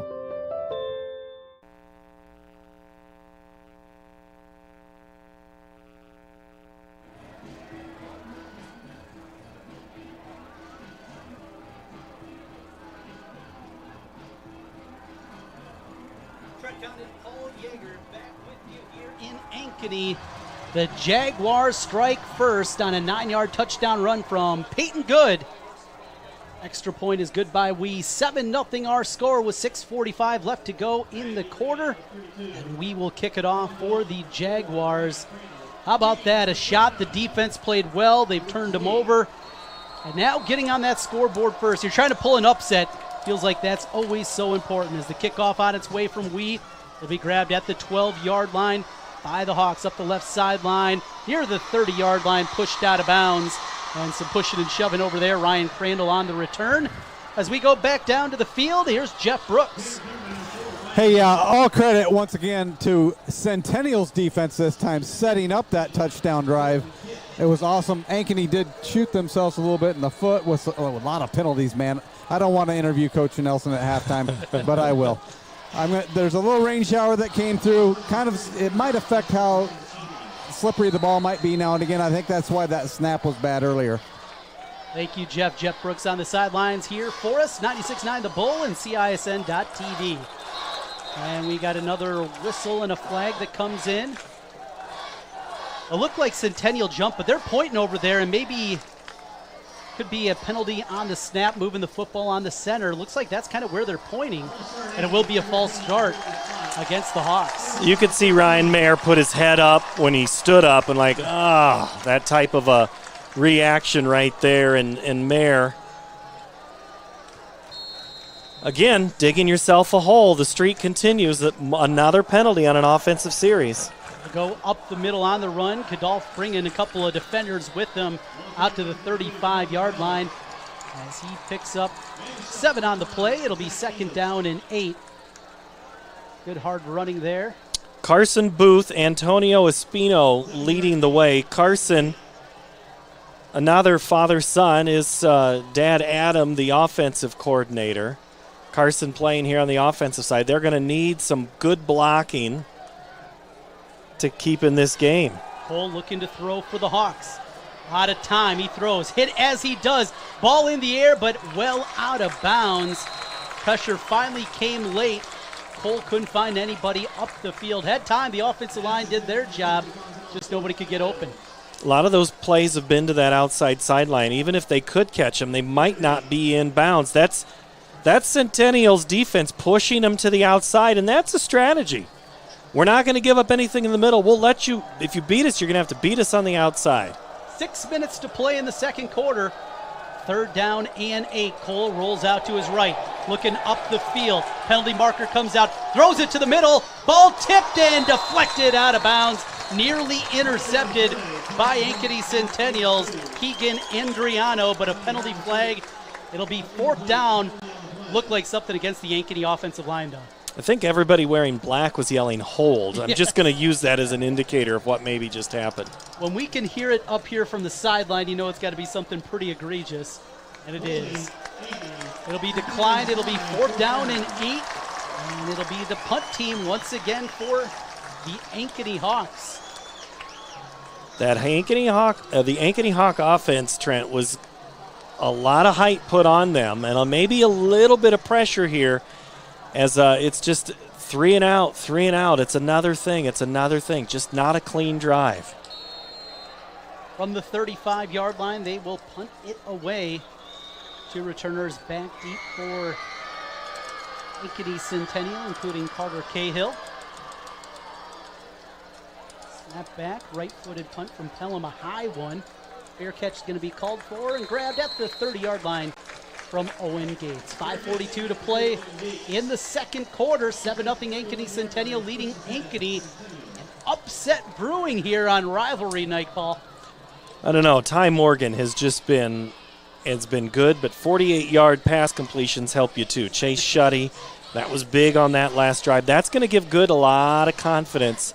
And this Centennial offense, a lot of confidence. You heard the cheer of why so quiet. If Centennial can score here in the final 5:42 before half, you could hear a pin drop on that far sideline, I think.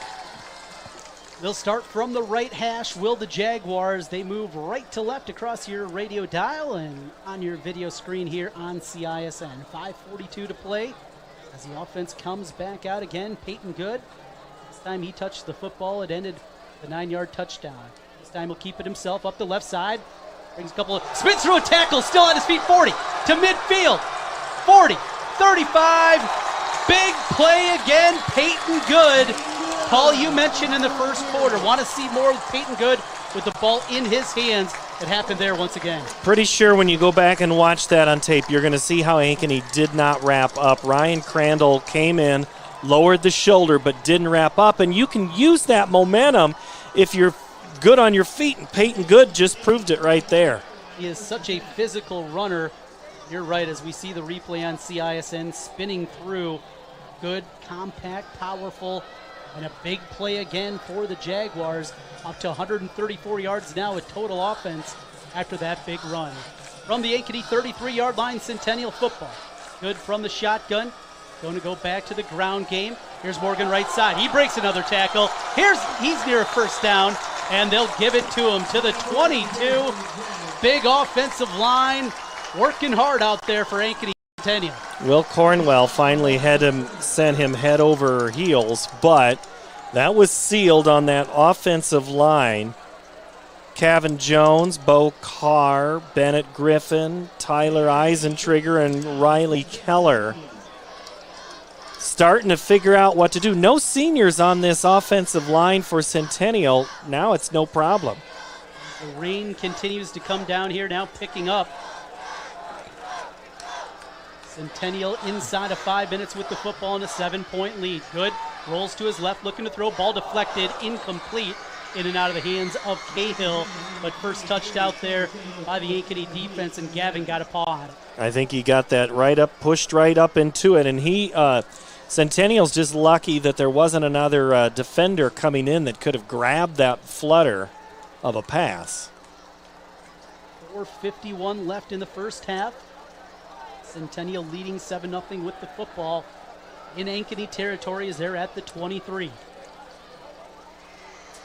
2nd and 10. Good's got Morgan on his left hip. A tight formation, a single receiver to the right. Cahill in motion, he'll take the handoff. Left side to the 20, cuts back at the 15, inside the 10 before he's finally brought down by Jackson Pennegroth. Another good run, and it's worked up the edges, has been really the best recipe here for the Jags. Well, Ankeny is no longer getting good contact on first moment. It is absolutely bouncing off and going a little deeper. The defense, sometimes when a team is considered to be so strong on one side of the ball, attack them. And that's what Centennial has done here in the second quarter. Rain falls, 4.5 to play. Good will go under center. Haven't seen this much. Full house backfield as they roll it forward just about to the 5-yard line. Physical run there out of Ankeny Centennial, and not just happy running the football, also eating a little clock here as we make our way towards the end of the first half. Porter came in, ran right up the middle, and Morgan is coming off, hobbling just a tiny little bit there off to the side. A couple of newbies out there, including Easton Miller, as he lines up on the left hip of the quarterback, Peyton Good. Shotgun formation, single receiver. Cahill in motion. Good's going to keep it. Big hole left side. Touchdown, Jaguars. Peyton Good. Good again. 2 touchdowns in the first half. It's 13-0 Jags. How about the offensive line that time? Sealed the edge. As a variation of the play that was really big on the previous drive, they sent everybody to the right. Good countered back to the left. Instead of handing it off, he just took it. And I don't even know if he really got touched. Good with his second rushing touchdown. And we on for another PAT in the rain here in the first half. Lefty kick on its way and knuckles its way through. 14-0. Jaguars with the lead over the Hawks as we come back with more here in a moment. Hi, I'm Joe the Car Guy with Westside Auto. I'm excited to tell you about our new lifetime oil change plan. When you purchase our plan, you'll never have to pay for an oil change again. If you get a different car, simply transfer the plan over. If that car's oil needs are different than your original plan, just pay the difference. It couldn't be simpler. You won't have to worry about inflation or prices going up. Give us a call at Westside Auto Pros to get details on the lifetime oil change plan. And remember, when I say lifetime, I mean your lifetime, not just your car's.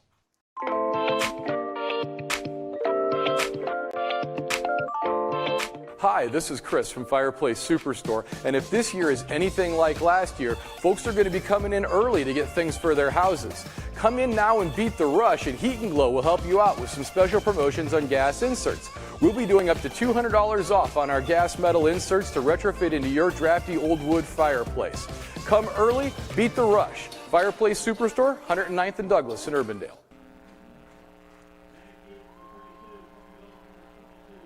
Welcome back here to Ankeny. 14-0 our score, 3:42 left in the first half. And it is the Jaguars with the lead over the Hawks. As we kicks an end-over-end kick, plenty of leg on that one as it bounds into the end zone for a touchback. Back to Jack Brooks down on the sidelines as the Jags lead it by 14. Yeah, hey, down here on the sidelines. Centennial's here to play tonight, and Ankeny's in trouble because I think they're a little sleeping a little bit. They need to answer this drive, or that last Centennial drive with the touchdown, get in this game, see what happens in the second half. Rain showers are persistent here. It's going to affect things if it keeps up like this. 1st and 10. Thank you, Jeff, for the report from the 20-yard line, and turning into a rain-soaked evening down on the field in Ankeny. The Hawks searching for answers, down 14-0. J.J. Cole, former Jaguar quarterback, will hand off to Kickoff and brought down after a gain of 4 to the 24-yard line. Kickoff, he's been a bright spot here this evening. Faywan comes up from that spot on the left side to make the tackle. Here's the thing, Trent. Ankeny has got to at least get a first down. They cannot go 3 and out again. Not saying that's the end of the game, but that has got to be huge for their momentum. They're looking to throw across the middle, complete for the first down. McCullough out to the 37-yard line. Another good, strong throw there. You see that arm talent right there for Cole, is slinging that across the middle. And you could almost see the Ankeny team looking around going, did we get penalized for anything there? Just hoping that they did everything right. And they work quickly now. They hand it to Kickoff. He jumps to the line of scrimmage and is met by a host of Jaguar defenders. 2nd and 10 as the clock ticks inside of 3 minutes to go here in the first. Easton Miller, Zach English, great 1-2 combo there. They kind of knew that play was coming, almost like a Kirk Ferentz call. After a big offensive play, let's go run it left side. Hawks working from the gun, play action, pressure comes in the pocket. Cole looks to the sideline, incomplete. Had a receiver out there, but wide and out of bounds as he tried to find number 17, Jacob Morgan. It'll be 3rd down and 9. And again, pressure. Faywan was coming after him and rushed that throw a little bit. Again, Centennial pushing Ankeny to the outside. Now, Ankeny did get a first down, yes. Clock at 2:34 stopped right now. The way Centennial's moving the football, they could easily score if you don't pick up the first down here. Cole to throw again out of the backfield. He gets it to Kickoff, but he's hit well shy of the first down sticks. And the defense there again for Ankeny Centennial. What a job this Jag defense has done tonight. And Ankeny's going to punt the ball. They have to think field position now in 2:30. You've got 2 timeouts for the Jaguars, so you got all the time in the world. You've got to punt this thing away. A couple of returners deep here, including Gates. Also Porter back deep to receive for the Jaguars. Pelham is on to punt again. Halftime score, Waukee Northwest leading Dowling Catholic 10-0. A beautiful spiraling punt all the way inside the 10-yard line. Get a roll into the end zone. A 59-yard punt, but a touchback will give the football to the Jaguars at the 20-yard line. Yeah, I'm getting updates from Dar Danielson there, and Mark Amadeo's not texting me much about that game. Shocker. Shocker. Mark, the longtime voice of Downley Catholic. 10-0 Waukee Northwest. And, last week on this field we had the Waukee Warriors, and they were doing in a tough spot. I mean, only one returning starter from that team. Pretty much everybody goes Northwest. And, Northwest played at Valley Stadium last week. You saw that firsthand, how good they were ready to play. Good here tonight. Peyton Good, the quarterback with 2 rushing touchdowns, brings the offense out again for Centennial. They'll go to second man through. That's Cahill. He's going to lose a yard on the play with 2:13 left. Now you wonder, if you're Ankeny, do you start to use timeouts? You still got all 3 of them in your back pocket. If you make a stop here on second down, maybe. 2nd and 11. We'll see how quickly Centennial works here. 25 seconds on the play clock, 1:55 on the game clock. Substitution is Porter is going to come in. Now we're going to get a breather for Morgan. Morgan's been coming off the field a couple of times, a little bit slow out there. Physical runs for the Jags. 9-5 on the play clock, and we're going to get a penalty out wide. Looked like Isaiah Stearns got going before the rest of the offense did. Sometimes when you're not running the way you've been, it's hard to slow it down. And that's, especially in high school. The professionals, yeah, maybe. But at this level, it's like we got to play at the speed we've been playing. This whole let's milk 25 seconds off the clock is hard to do. So the clock will restart again, and it's not a bad thing as the play clock goes back to 25. Now Centennial, I'm sure, going to be content to run even more time on 2nd down and 16 from their 14-yard line. Good keeps it on the carry, breaks another tackle, and jumps forward to the 19 as he picks up 5. And then a whistle does come out. Quick timeout from Ankeny. They'll stop the clock with 1:14 left in the first half. It'll be 3rd down and 12. They marked him down at the 18-yard line.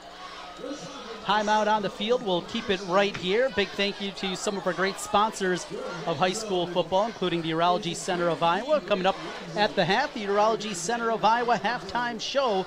We'll hear from the new athletic director of Ankeny Centennial. Also by the Rookie Sports Cards in Clive, the Norwalk Shop, Rush Niggett of Brick Gentry Law PC, and Graphite Construction Group. 3rd down here. You got a 14-point lead. We get to see a conservative play call, you think, here out of Ryan Pazzetti and company? Pass. I think you're not going to pass the ball. I think you're going to run. How aggressive you are depends on, how much you're playing with house money. Do you feel like you're playing with house money? I don't know if you are. I think you're playing like, let's just see. Good's been hard to stop. Why not run him? I don't know. That's been a good option for you. Like I said in the open, Trent, when the quarterback in this offense can give you the threat of running the ball, that's something J.J. Cole does not bring you if you're Ankeny. Peyton Good is absolutely a very good running back. Epitomizing a dual threat, and that is certainly the case here. 1:17 on the clock. It's 3rd and 12 for the Jags. Good is going to be joined in the backfield by Trey Porter. Porter on his right hip, one single receiver. Stearns way out right. He'll hand it to Porter, tries to get the edge, instead goes down.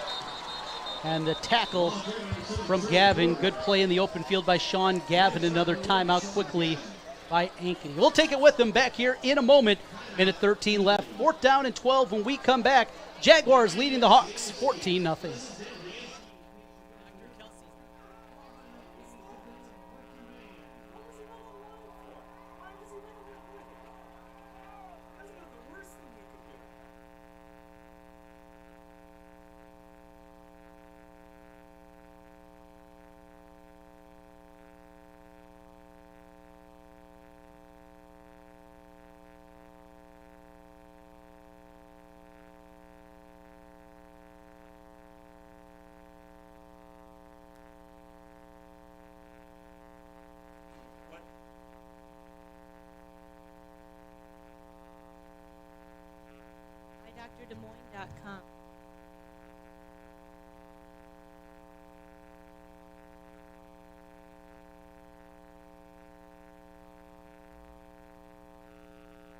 Again, Trent Kahn and Paul Yeager with you. 4th and 17 as we come back to live action with 1:13 left in the first half. Ankeny Centennial 14, Ankeny 0. The Jaguars punting it away from back in their own end zone. In fact, lined up about 4 yards deep. Here's the punter, Kaiser. Kaiser gets one away. That one's going to hit at about the 35-yard line. Take a little bit of a Jaguar bounce and bounces back to the 37 and is marked down there. 1:03 to go here, and now it's got to be go time for the Hawks. Yeah, I think that's exactly right. And I think on that punt, you were letting them punt and worry about a return. The last thing you wanted to do was have a 15-yard penalty and give Centennial new life. 1:03, we find out how high octane this team is.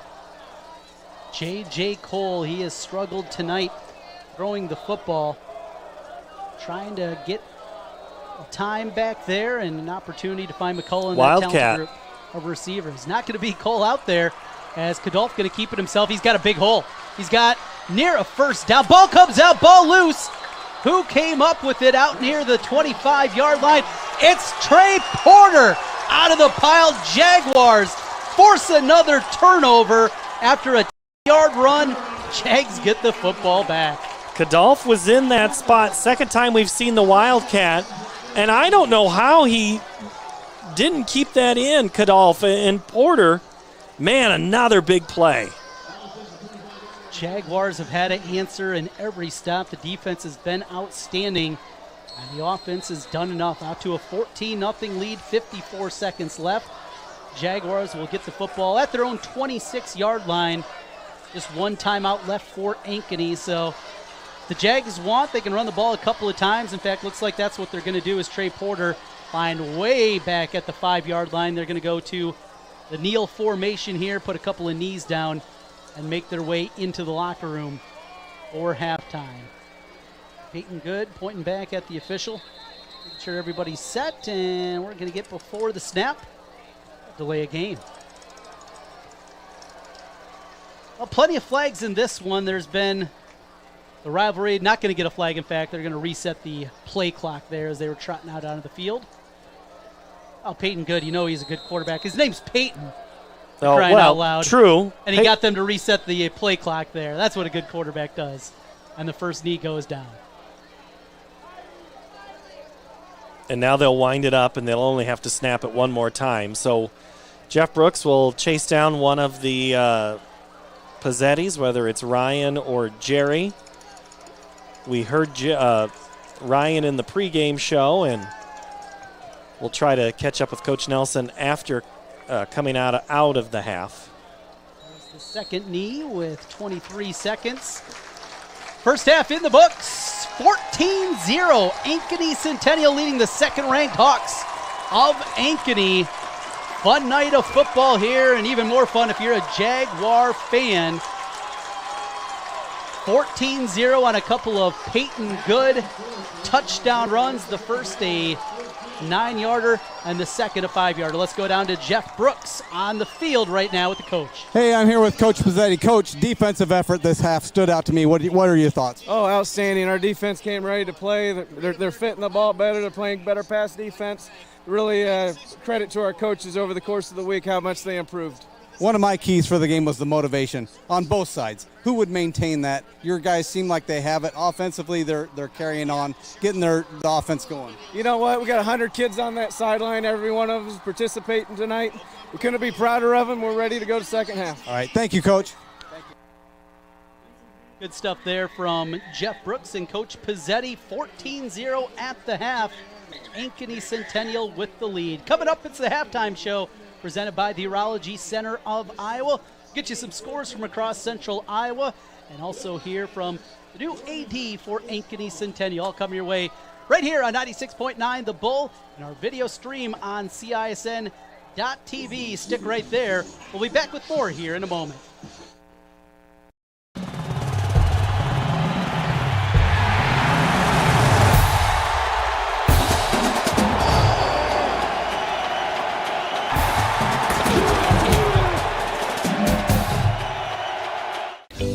Plumbing and Heating continues to be one of Central Iowa's fastest growing plumbing, heating, and cooling companies. I'm proud of what we've accomplished at Holt. Our team is leading the way in providing the latest in home comfort solutions, and we have fun doing it.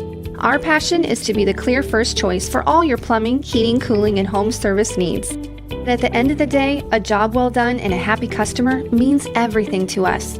Just one more reason why more and more Central Iowans are saying, let Holt handle that. Obsessively, relentlessly. That's what you can always expect, even when faced with the unexpected. It's a service we take seriously, providing comfort in the rain, tools to help you save, a helping hand along the way, and from a safe distance away. Delivering the energy you need while going the extra mile. Regardless of the times, our team remains committed to you.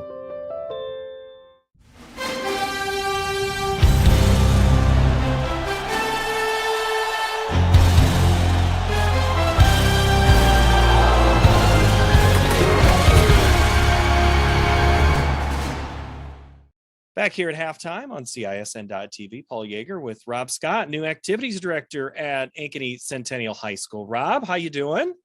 Doing great. Really excited about the game tomorrow night, for sure. It is something that you are experiencing for the first time. Full stands, everybody around, this town divided in the sense of silver and black on one side, the maroon and gold on another. You've been a part, you've worked in a school district where the town has been split up. You came from the Davenport area. Give us a little background about you. Yeah, when you I've referenced a lot of people talking about my background. And actually, as a kid growing up, Davenport Central and Davenport West, you couldn't have had more elite teams at that time in the 80s and the competition, but we were good friends off the field. And I really feel that in this community. On the field, they're ready to go to battle. And on the courts, they're ready to go. And I see that. But then the minute I've seen the volleyball game get over or something else finish up, I see them over talking and they're getting along. And so it's really a tight-knit community, that's for sure. Well, and you find that a lot of these kids might be on travel teams together. They played on youth 6th, 7th, 8th grade football teams together, and they're friends. Like, I don't want to hit my friend across, but yes, I do. So, yeah. I mean, there's that fabric is still there. So you came from the Davenport School District. What were you doing over there? Yeah, so I've been in Davenport for 17 years and started out as a teacher and actually was leaving my role as associate superintendent. I had been in that role for the last 8 years and was overseeing all of our high schools and middle schools, and also was the direct contact for all of our athletic stuff that was going on and our music departments, direct connected with teachers and things like that. So when I was actually our family, when my youngest was graduating from high school and she's going off to play college basketball. And my wife and I were like, hey, this is an opportunity for us to stay involved with schools. And so I think back to 16, 17 years ago when I started getting into administration, it was like, what do you really want to do? And I said, I want to be involved with athletics. I want to be more connected with kids. And I just didn't see that on a day-to-day basis. And so this opportunity, which is one of the elite opportunities in the state, came available. And I really feel blessed to be able to show up at work every day here. Not just an empty nest, a new nest. Yes, right. Yeah, we're rolling or whatever. We got dogs running around, so that's kind of filling our void a little bit. So that's the way it goes. Just a little personal info about how you and I had connected is you had a daughter that played at North Scott, so you are very familiar with girls basketball. Have you been talking to Coach DeYoung yet and drawn up plays for him? Yeah, I talked a little bit about the shot placement, whatever, and he said, hey, I got a meeting. And so he took off. So yeah, no, it was a great run for Samantha and North Scott and that crew, and her being able to get to the state tournament 3 times and 2 state titles. So we felt blessed as parents. And so, to see when I walked into Centennial to see the banners, we put up 15 banners last year for qualifying for the state tournament in different events. And that's just amazing. So great success here at many different levels. And one of those successes you saw when you had officially taken the job, and that was the softball team saw you up in Fort Dodge. What was that like to see those girls in that championship game with a great atmosphere overall, but great team too? It was, like you said, coming on board and seeing them play a little bit in a couple regular season games and then watch how they meshed in tournament time and how they were upsetting teams and kept moving on one game at a time. And they were a really close-knit group when I was watching them, off from the side, of course, but the excitement and the community, how they came behind, and the amount of people that were at the games was just awesome. And again, at that level, there were great teams. And I mean, all of the 8 teams that I saw play up there were any number of those could have been a state champion. And so I thought it was a fantastic game, great plays on both sides, and just what an awesome experience. I know from somebody having a daughter who lost in a semifinal game, that's a great accomplishment. You get to the Final Four, you get to a championship game, that's an amazing season. And, and I've seen a number of those basketball, softball championships, Final Fours. And yes, I always tell the girls, you'll see them off crying. And I'm like, hey, there are a whole bunch of teams that would trade places with you in a moment. So in that sense, it is a life lesson, not just an athletic one. You're nodding your head like you might actually agree with me. Yeah, because I coached basketball for 11 years in the state of Illinois. And at that point, it was very difficult to get to the state tournament, and we had great teams. And so I see these kids getting to experience what that state tournament environment is and how much the communities and they rally behind you, both personally and then also professionally here. And I hope the kids really take ownership to what that is. Like, it's amazing to get that many people there cheering you on and things like that. And they'll look back when they get old and gray haired like myself, whatever, and they'll really value those experiences. It is a great experience. A big game tonight is an opportunity for two sides of town to come together as a community.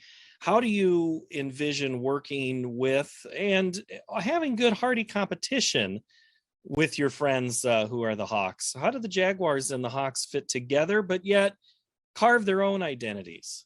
Yeah, one of the things I think they have a good balance already set up here is that they meet every other week. Our athletic departments, our middle school and both ADs from both high schools, we meet for a good hour and a half, 2 hours, where we talk about things that affect both of our programs and how are we going to build that. We still have some of our youth programs that are combined as they're coming up through the lower levels. But I think that weekly communication, being somebody who was in Davenport where he had 3 high schools, those 3 ADs were closely together. And if we ran a track meet, if something was going on, all 3 ADs were all hands on deck trying to do something like that. So I've kind of used the experience of Davenport to come here, but it was already really established. And they did a really good job when they split 8 years ago of trying to say, we're going to make sure this is still one community, although we want both teams to be extremely competitive. And I think both of us would say, we want both of our teams to be in the state championship game playing each other. That'd be the ultimate goal. Well, yeah, we'd see Unity Christian MOC Floyd Valley like we saw one year. That was there was last one out in Orange City, turn out the lights. Right. You see that sometimes. But again, comparisons to Davenport, Brady Street Stadium was a shared facility. You have a shared facility for football. There's a little bit of color for each side. And it's always kind of fun for me getting to see how each school approaches a home game. There's a lot of similarities, but there is some uniqueness. Yeah, and exactly. And I think they've done a good job in their design. When I first went over to the stadium and could see how they did that with the 2 schools and with the end zones are painted, because we had the same concerns when we're redoing Brady Street Stadium in the football field.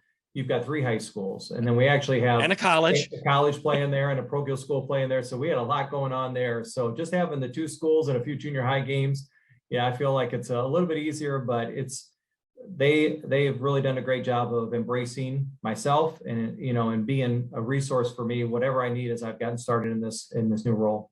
Real quick as we close here, Rob, activities is also part of your role. The marching band is probably playing right now as we're speaking. This is also something that I'm guessing you found that there's a passion for as well. Yeah, and I've worked closely with them. Of course, we've got had some great experience with music programs, our show choirs. Actually, just met with a bunch of youth leaders just yesterday from a lot of different clubs and activities, and just trying to see how we can strengthen all opportunities. I said this through a lot of people. I just want every kid to be involved in one activity in high school. I feel if they get that one connection to their high school experience. Now, many of these kids are doing multiple things, the schedule, but definitely the music programs are very strong here in Ankeny. And I want to continue to assist that and shepherd that in any way I can to have them continue to grow. Only one activity. I'm going to give you my son's number. Text him for just one activity a season. That'd be great. Rob Scott, new activities director at Ankeny Centennial. Thank you so much. Appreciate the time. Thanks, Paul. All right, that'll do it for this halftime interview with Rob Scott, and the halftime show will continue here on CISN.TV. Our team at D. Armand Ford Indianola are committed to giving you an exceptional ownership experience. As a family-owned business, my dad and I are in the dealership every day to ensure you experience the D. Armand difference. Our core values of hard work, honesty, trust, and integrity are what we build our business on. Experience the difference at the all-new D. Armand Ford Indianola, where you'll actually enjoy doing business. The all-new D. Armand Ford Indianola, darmandford.com. Hi, I'm Joe the Car Guy with Westside Auto. I'm excited to tell you about our new lifetime oil change plan. When you purchase our plan, you'll never have to pay for an oil change again. If you get a different car, simply transfer the plan over. If that car's oil needs are different than your original plan, just pay the difference. It couldn't be simpler. You won't have to worry about inflation or prices going up. Give us a call at Westside Auto Pros to get details on the lifetime oil change plan. And remember, when I say lifetime, I mean your lifetime, not just your car's. Hi, this is Chris from Fireplace Superstore, and you've probably noticed there's shortages on most everything in the market today. Well, Heat and Glow has helped us out this year, and they are focusing their energy on their gas fireplace inserts. So if you've got a drafty old wood-burning fireplace and you want to get it retrofitted into a beautiful, high-efficient gas fireplace, come see us. We will have product to sell you. Heat and Glow gas fireplace insert from Fireplace Superstore. 109th and Douglas in Urbandale, just west of Homeacres. Holt's Plumbing and Heating continues to be one of Central Iowa's fastest growing plumbing, heating, and cooling companies. I'm proud of what we've accomplished at Holt. Our team is leading the way in providing the latest in home comfort solutions, and we have fun doing it. Our passion is to be the clear first choice for all your plumbing, heating, cooling, and home service needs. But at the end of the day, a job well done and a happy customer means everything to us. Just one more reason why more and more Central Iowans are saying, let Holt handle that. Why do businesses succeed? The Better Business Bureau sees the traits of successful businesses every day. It's not easy, but it is simple. The BBB fosters trust between Iowa businesses and consumers. Visit bbb.org.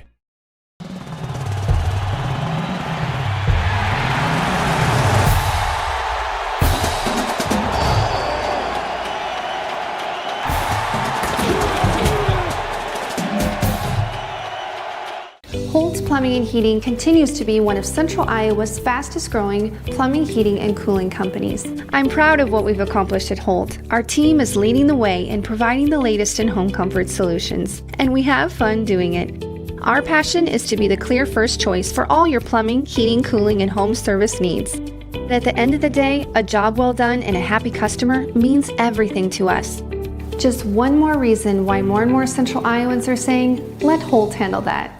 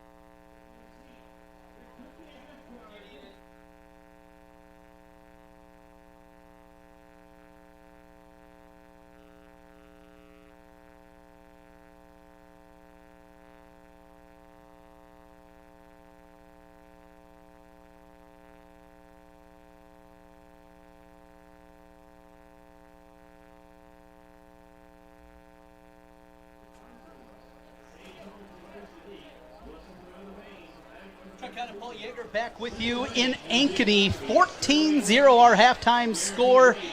Ankeny Centennial Jaguars with the lead over the second-ranked Ankeny Hawks. A first half that I don't know if you would have got the Pazzettis together and said, hey, let's draw up a realistic scenario for you. I don't know if they could have drawn up anything better right now. No, they did what they wanted to do, and that's be themselves. They were able. It took a long time, though, before they got there. It took about 3 series before all of a sudden the offense started working. And that you've seen that time and time again in a football game where you do something early, and it's like, we're going to go back to that. This time we're going to, instead of go left, we're going to go right.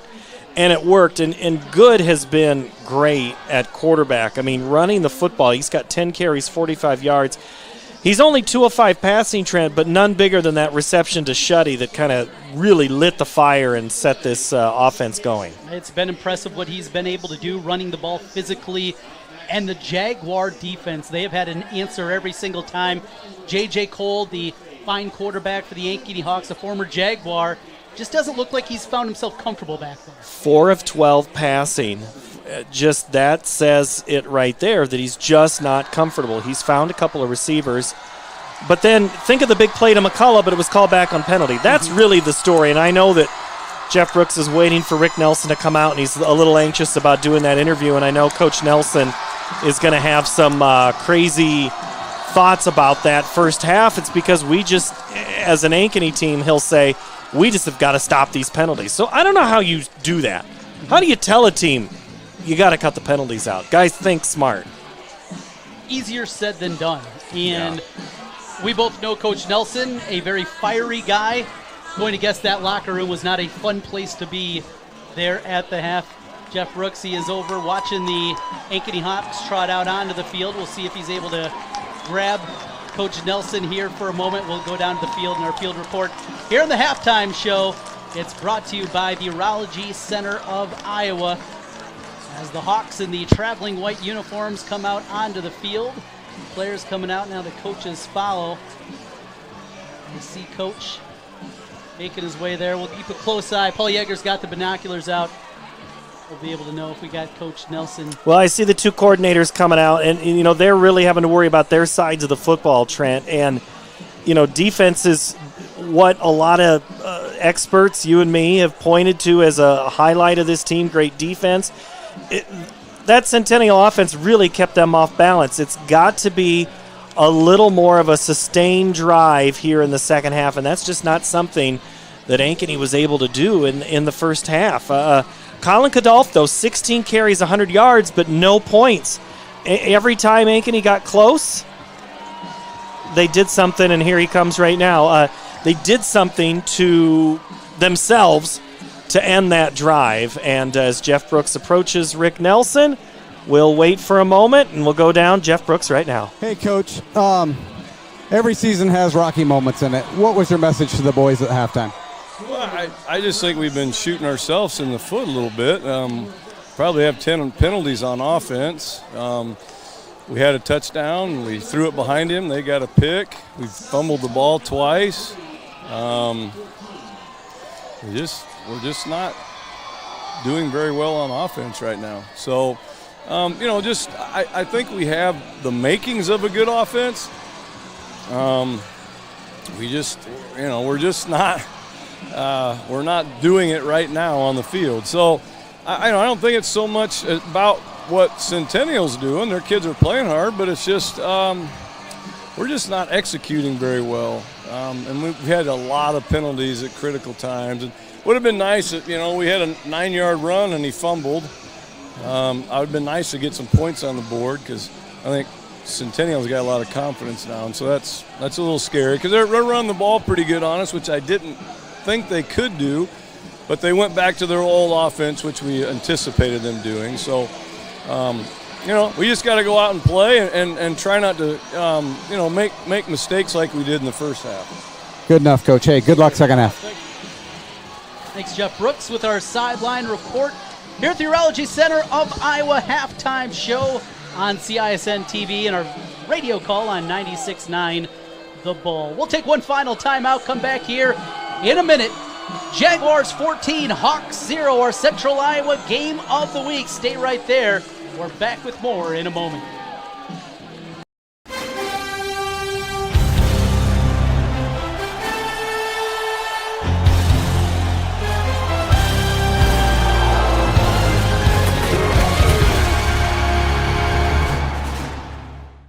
Obsessively, relentlessly. That's what you can always expect, even when faced with the unexpected. It's a service we take seriously, providing comfort in the rain, tools to help you save, a helping hand along the way, and from a safe distance away. Delivering the energy you need while going the extra mile. Regardless of the times, our team remains committed to you. At Holt Plumbing and Heating, our team is clean-cut, professionally dressed, and always training to be the best. We have families too, and we understand that nothing is more important than keeping them safe and comfortable. Our passion is to be the clear first choice for all your plumbing, heating, cooling, and home service needs. A high-quality job with a smile and a little extra wow. I would like to personally invite you to experience Holt Plumbing and Heating and find out why, for over 70 years, families all over central Iowa say, let Holt handle that. 0 our score. Thank you to the Urology Center of Iowa, our presenting sponsor of the halftime show. Ankeny will return to start the second half. They'll get the football first as the Jaguars will kick it off. We with the ball on the tee, the left-footed kicker. Centennial 14, Ankeny 0. 12 minutes on the clock, and the second half is underway. Ball picked up at the 5-yard line by Crandall. He's out to the 20, 25, and brought down at the 27-yard line. That's where Ankeny will begin their hopes of a comeback in the second half. It hasn't been about bad field position. They've had the game, most offensive series, they've been in decent spots. It's just a matter of confidence. Coach Nelson talked about it in the pregame show. Confidence. Get JJ some confidence. Let's see what a halftime adjustment and the speed of the game does tonight. J.J. Cole, 4 of 12 in the first half, throwing for the Hawks. McCullough has been his top target. Kadolf had 100 yards in the first half on 16 carries as they work from the pistol. Kadolf with the carry, he able to slice his way through, out past the 30-yard line to the 32. A pickup of 5. It's 2nd and 5. Brody Taggart there had 6 tackles last week against Indianola. He has kind of been on Kadolf every time he's had the football, kind of spying on him, and that's a good defensive play. 2nd and 5, cross the formation in motion. Motion comes the H-back Carson Booth. We'll go back to the ground game. Kadolf's got the corner. He's out near the 45-yard line, bumped out of bounds, and back to the ground game. There's been success there tonight for the Hawks, and they're going some simple power football here early. How many times have you seen it, Trent? Run the ball to throw the ball. Sometimes Ankeny in the first few series tonight and last week threw the ball on first down. Tonight, to start the second half, 2 run plays. First down for the Hawks. And they'll go right back to the ground again, and another nice gain and near a first down. They'll give it to him. Bo Gerke, Owen Gates on the tackle there, and that one could have been a lot more if Gerke doesn't grab him by the shoestrings. So the pickup there gives them a first down, and they are into Jaguar territory out to the 45-yard line. Cole, again, working from that pistol look and right back to the ground in Kadolf. Kadolf inside the 40 to the 39-yard line. Picked up 6, and they're just going to the senior tailback, Colin Kadolf. Colton Kitt, Keegan Adriano. Adriano came in late with a big hit. Remember, he had that big pop on McCullough on the penalty earlier tonight. So these guys, I'll tell you what, as Coach Nelson said, Centennial's got some swagger, some confidence right now. 2nd down and 4 for the Hawks as they work in Jaguar territory, down by 14. Right back to the ground, and it is very simple up the gut. Got the 4 he needed, gets the first down to the 35. Zach English there. I think now you're just lulling them. You throw it here, or you just keep running. I mean, if you're getting 6-8 at a crack, you keep doing it until you stop. First down from the 35. Cole with the hard count. Now looks back over to the sideline. Offensive line up front doing a nice job for the Hawks here in this opening drive of the second half. 10 minutes to go. From the gun, they'll hand it off. Kickoff, and he's just pounding those puppies forward, rolling through, and falls forward for another 6. Drew Monsivice, Joe Kingston, real big on that play. They were into the linebackers on their push. 3 senior starters, a junior and a sophomore for the Ankeny Hawks offensive line. 2nd down and 4 from the 29-yard line. They'll go to Kickoff. He is tripped up on the shortest gain of the drive, just 2 on that one. All right, so Colton Kitt came around the outside on that play. I don't know if that's a coach looking for that to say he cheated and came from behind. Now let's expose where that guy is maybe coming from. We'll see what that play call is here on 3rd and short. 3rd down, we'll call it 3.5. They go to Kickoff. He's hit in the backfield. Jaguars there defensively that time. They ratchet it up and get the tackle for loss on 3rd down. Adriano, Colton Kitt, they all guessed, and they guessed right. They went off tackle, not up the middle on that play. Loss will bring it back to the 30, 4th and 5, and in the go zone for Ankeny. They'll go for it on 4th and 5. 3 wide receivers for Cole. He takes a shot, too high, incomplete. He was looking for McCullough, but overshoots him well over his head. And the 6'3" Brady McCullough. And again, a forced stop there by the Jaguars. This time for the 2nd time, a turnover on downs. And Owen Gates was there on coverage, but it wasn't Owen Gates or McCullough. That one was just too tall. That is just sometimes you have to dial it back to get it. What good is the pass if your receivers can't catch it? I mean, we know the talent, and the talent evaluators have seen in Cole, and we saw a little bit of this last year for Centennial. He's just trying to do maybe a little too much there and just a little too hard. But that's what big-time arms are made of, though. Peyton Good now comes out. He's going to use a timeout, though, right away. Play clock was down to 2. And before their first snap of the second half, timeout on the field. 8:29 to play here in the 3rd quarter. Centennial 14, Ankeny nothing. Back with more in a moment on CISN and 96.9 The Bull. Business name is important, sure. For one, it's how we connect with you, find you, and do business with you. But what's behind the name matters more. Roshan Corporation of Iowa is now Graphite Construction Group. We're building offices, retail centers, tenant improvements, schools, and more. But the most important thing we build, our relationship with you. Let's get started on your construction project. Visit us at graphitegrp.com.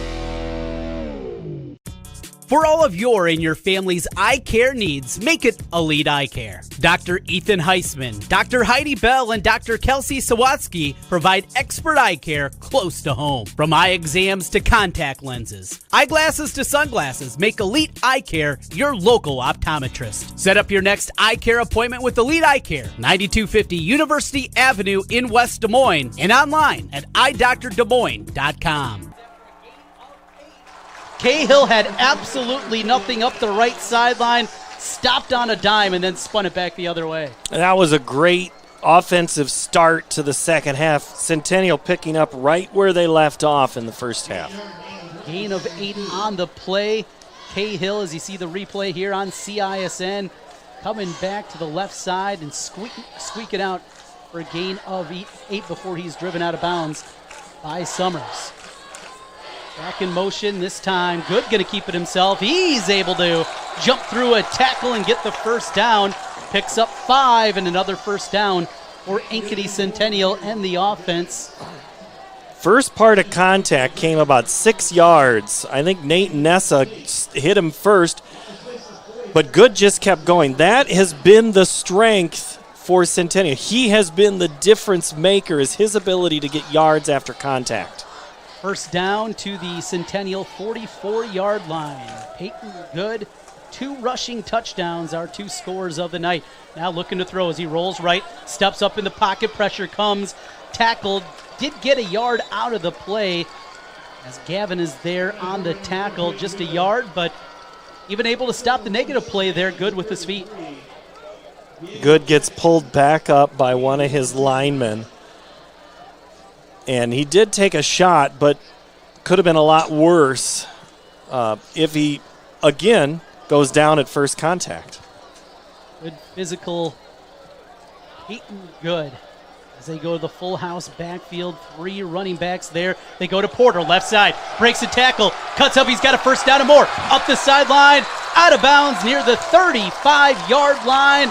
A big pickup there by Trey Porter, and they go old school on that play. Wishbone look. Again, hurry up offense going now, and Centennial's just dictating this game. Leading 14-0, 7-11 left in the third quarter. And they'll go right back to that same look, go right back to Porter, left side this time. Not much room, maybe picked up a yard on the play. It'll be second down and long. Penningroth and Eaton on the stop. Porter is a guy that Coach Ryan Pazzetti had said we need to get him in. We want to get him into the game. Same with Miller, and both have been called upon a lot here tonight. Clock rolls, 6:44 to go in the third quarter. Back to the shotgun look. Morgan on the right hip. Put a man in motion. A lot of congestion there in the middle. Still able to get back to the line of scrimmage. Good hard running there. And a very difficult spot from the big running back, Ty Morgan. If you're Ankeny and you're stopping Centennial after 2 or 3 yards, the thing is the clock is running.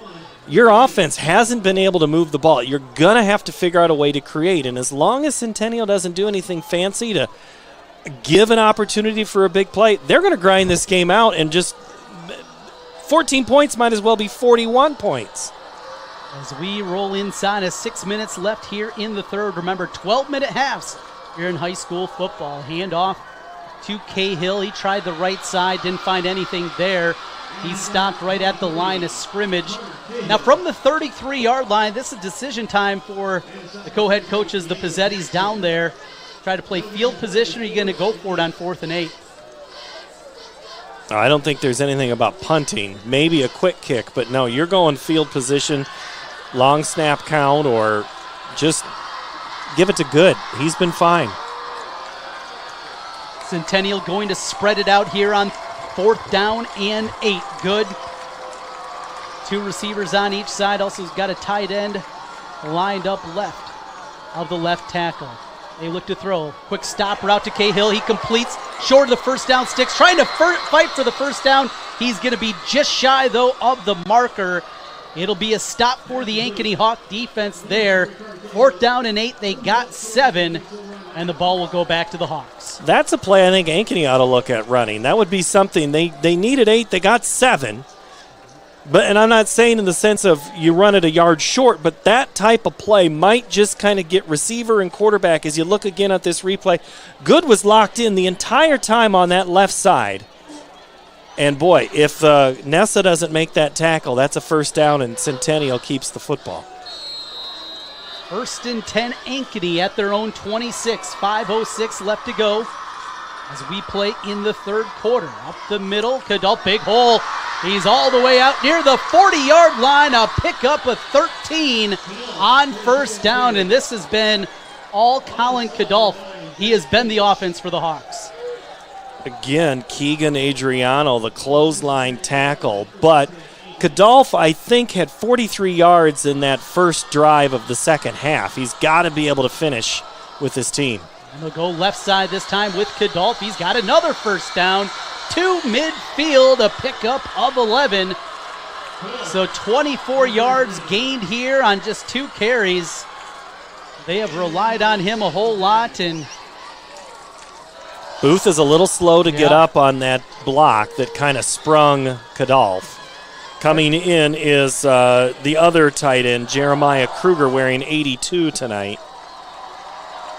1st and 10 from midfield for Ankeny, down by 14.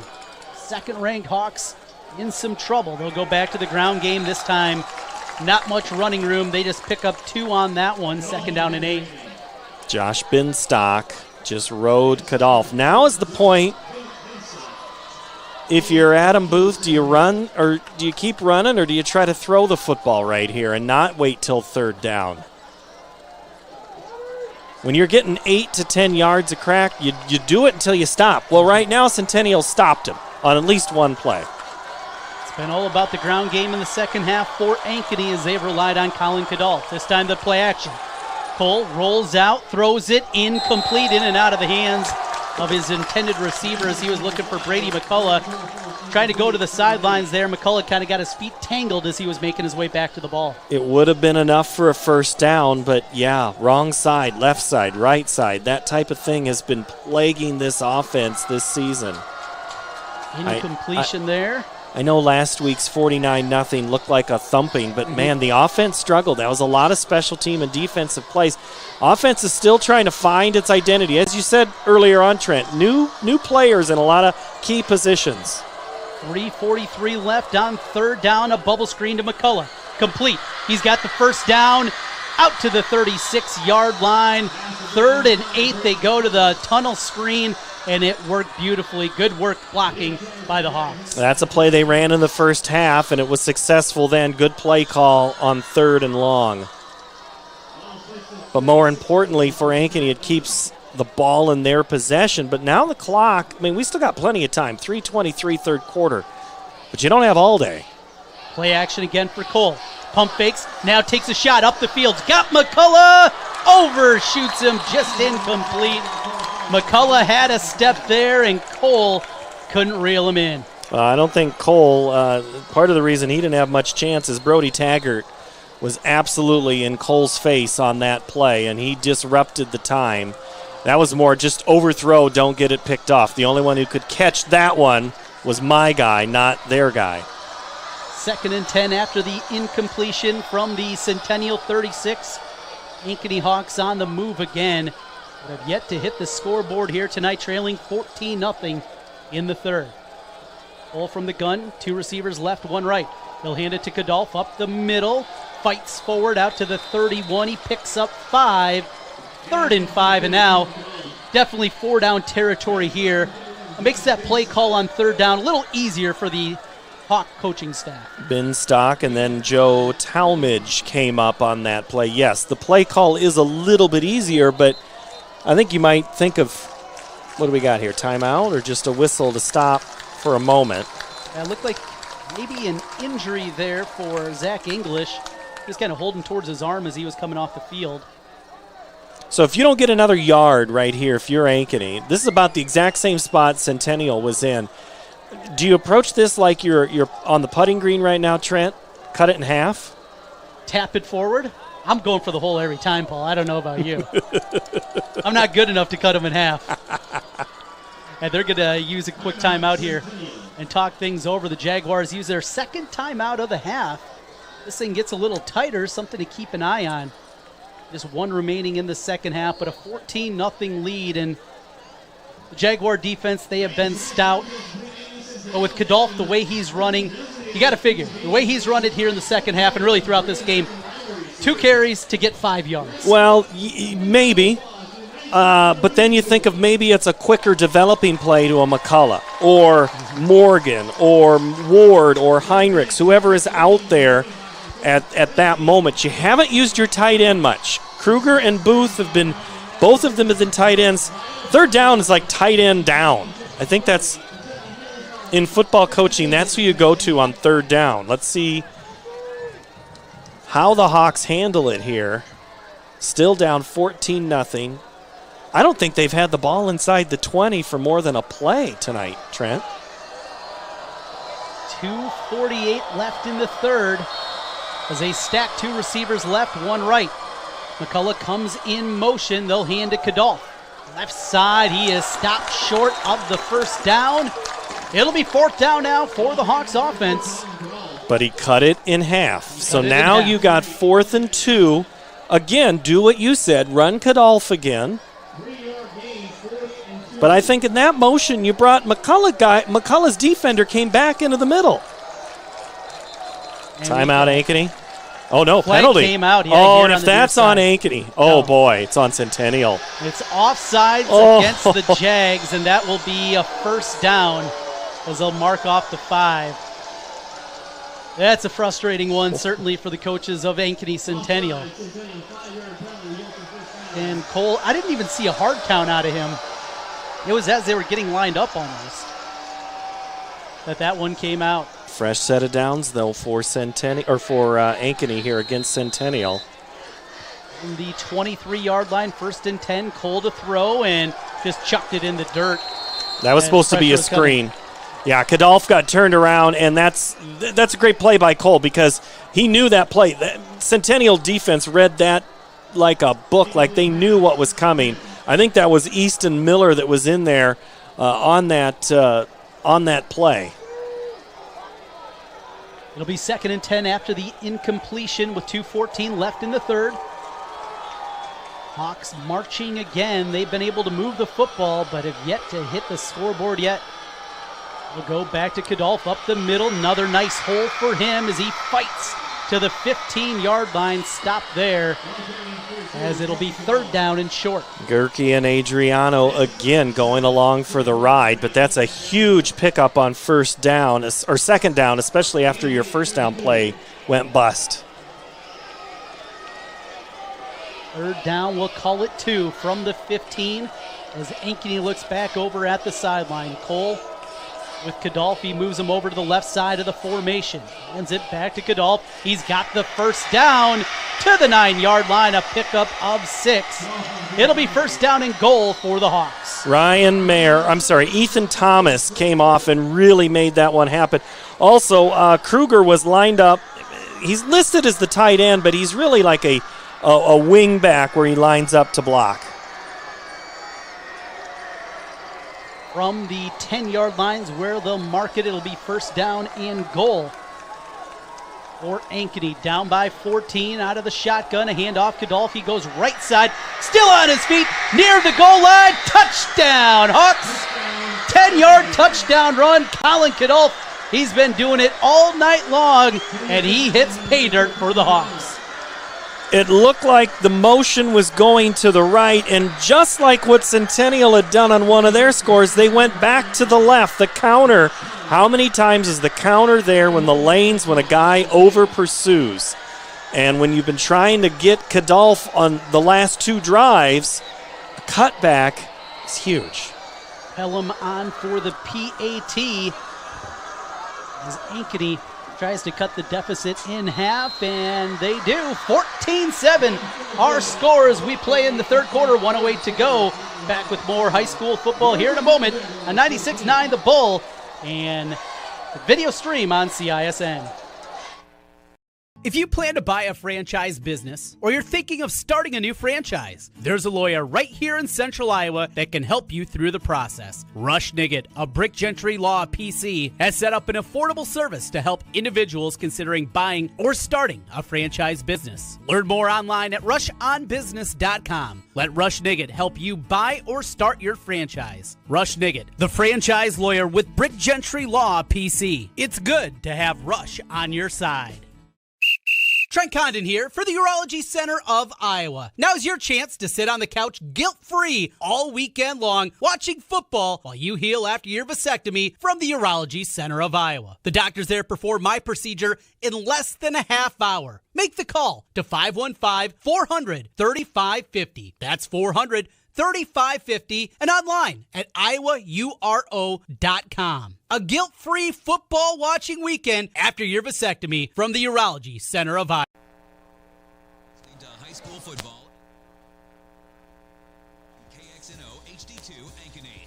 96.9 The Bull. Back to the action with Trent Condon. As Ankeny will kick it away, down now just by 7. 14-7 our score, 1:08 left in the third. And Kickoff, he is having quite the performance as the Hawks tee it up once again. Pelham put his right foot to it, end-over-end kick. He grabbed at the 3-yard line. Turned out the 15-20, cut back there, 20. 5-30, brought down at the 31. What a great return for Centennial. Let's go down to the field. Jeff Brooks is along the sideline. He's got this update, Jeff. Hey, Ankeny, finally answered something there. Got the touchdown on the board. They need to hold here on defense, get it back, and let's have a tie ball game and see what happens. For Centennial, boy, it would be nice to get some points on the board regardless. Touchdown, field goal. Let's see if they can't do that. Make it a 2-possession game. It'd be really interesting if they could do it. And Trent, if you're Centennial, you're in no rush. Absolutely. They're going to grind it out here. The running game has been excellent. It'll slip in the backfield there as they try to get it to Morgan. He's going to lose yards on the play. Hawks were ready there, including Jackson Pendergraft on the tackle. And Morgan is holding that left knee. It's pretty tight. I don't know if that's one of those. And he's got 2 hands on the face mask. He is holding that left. It could be one of those cramps. Mm-hmm. It is. So, Trent, forgive me here. The way I do things is I have the windows open and everybody hates it. Right. But I can feel the humidity. You could feel it in that first half. Mm-hmm. The rain when we had it come in. It's not been – it's been warm, but this week it's been pretty nice. Right. These guys are still getting used to some of these weathers. And, again, to go as hard as you do for – we're coming up on 2 hours of game time. It does take a toll on the body no matter how in shape you are. And he is working out that cramp, the training staff down there for Ankeny Centennial. Let's hope it's a cramp. I'm diagnosing from several feet away. Well, and Good came over right away, and he was actually working on that leg, the old stretch it out, kind of push that top of the foot forward, the toes forward. So that at least appeared from this vantage point what that is. 52 seconds left in the third quarter. It's a loss of 4 on the play. On the 26. So Easton Miller comes in to run for Morgan on that possession. Good from the shotgun. He'll put Cahill in motion. Cahill looking for the left side, but he is going to be hit. He's going to lose yardage on the play. First half, we saw a couple of these drives for Centennial where they just kept going backwards, and Hawk defense, they are revved up. Their offense finally helped them out. Good play again there on the edge. Well, you're running the football. I mean, 3rd and 17, that's going to end the there's no reason for Centennial to run another play here before the quarter, but Centennial's still up in this football game. They're playing like they're the ones down, but they're going to be just fine. They'll take a timeout, as will we. We'll come back the fourth quarter. Ankeny Centennial 14, Ankeny 7. It's their Central Iowa game of the week on the Bull and CISN TV. Stay right there.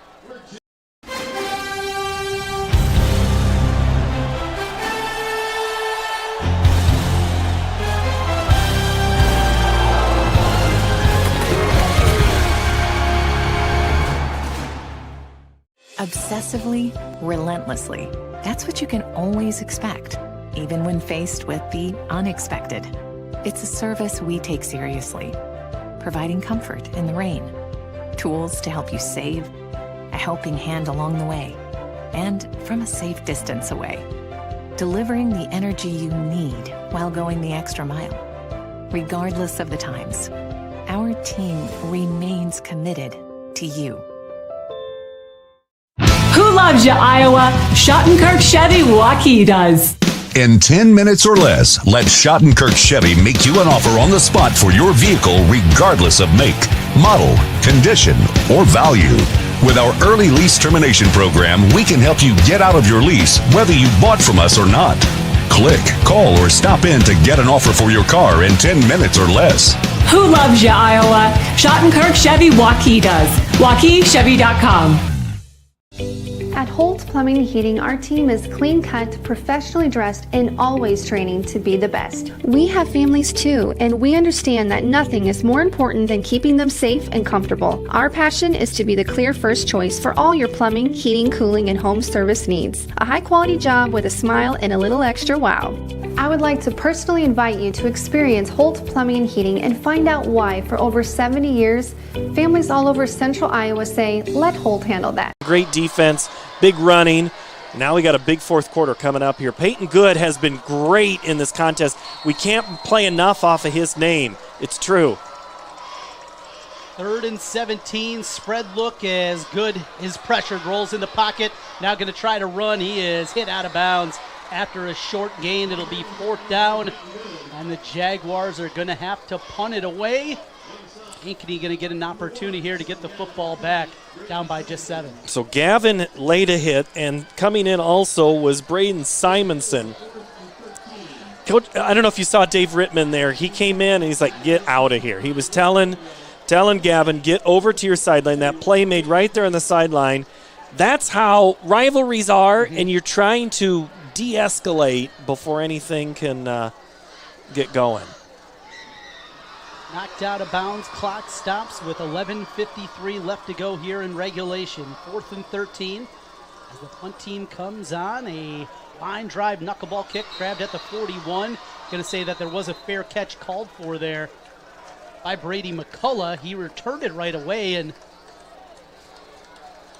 I didn't see him put the hand up, but it was a line drive kick, so I didn't have a whole lot of time to kind of focus in on the punt returner as you normally do on that one. They're going to mark him down. Looks like at the 42 is where the fair catch was called for. Insecure. All right, so if you're Ankeny right now, Trent, do you go and do what you've been doing, handing the ball off to Colin Kickoff? I think you do, don't you? Carriers are getting up there. He has carried the ball 32 times for 201 yards and the only touchdown for the Hawks. Aiden Fry used to say, dance with the girl that brought you. Colin Kickoff's got this team back within a touchdown. I'm going right back to him. 11:47 to go. He's lined up on the left side of J.J. Cole, the quarterback. Kickoff gets the carry left side. Not much room. Still able to lean his way forward and pick up 2.5. So Colton Kitt makes that tackle, and that's what I think Centennial's just going to key on Kickoff. So, again, second down, we've seen this play in the last couple of series where this is where Ankeny might throw the football. Maybe some of that play action. 2 receivers left, 1 right for J.J. Cole and the Ankeny Hawk offense. 14-7 our fourth quarter score. Cole puts a man in motion as H-back comes over to the right side of the formation. He'll go back to Kickoff up the middle. Falls forward for a couple. It'll be 3rd down and a long 5. Zach English in there, and English is slow to get up. He's holding the right knee. No, that's not Zach English. That is Josh Binstock in the middle. And Fei Wan will come back in. They go to work right away, and it looks like another cramping issue as they got that right leg extended up and trying to stretch things out. You mentioned it's humid out there. We had a lot of rain also in the first half of this football game, so it's cooled down a little bit. Still that stickiness in the air here, and it is showing up here in week 2. And getting helped off over to the sideline is Binstock, the junior, 6'4", 220 pounds. Not putting any pressure on, though, that right leg. As a big guy going to get some help.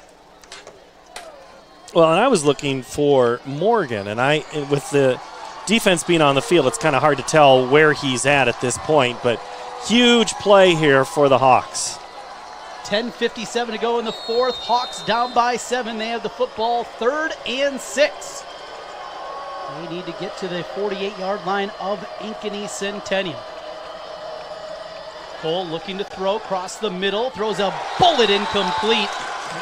Hit it out of the hands of Brady McCullough. A little bit behind McCullough there as he couldn't haul it in, and it'll be 4th down. Would have been short at least at the point of where it hit McCullough, but his momentum might have been able to get him close. But here's how it works, Trent. We'll never know. From the 46-yard line, Ankeny brings the punt unit out again. Ellen's had a couple of beauties, and we got a whistle out there. Looks like near side official. He's going to be running up the sideline. You need some of the guys in the paint. Get behind the yellow line. Got a lot of people on that sideline. Not Jeff Brooks, though. He's not in that melee of getting yelled at. Jeff knows where to be. And now we're ready for live action. Gates back there deep to receive, along with Cahill for the Jaguars. Pelham with the right-footed boot. A beauty. Spiraling punt.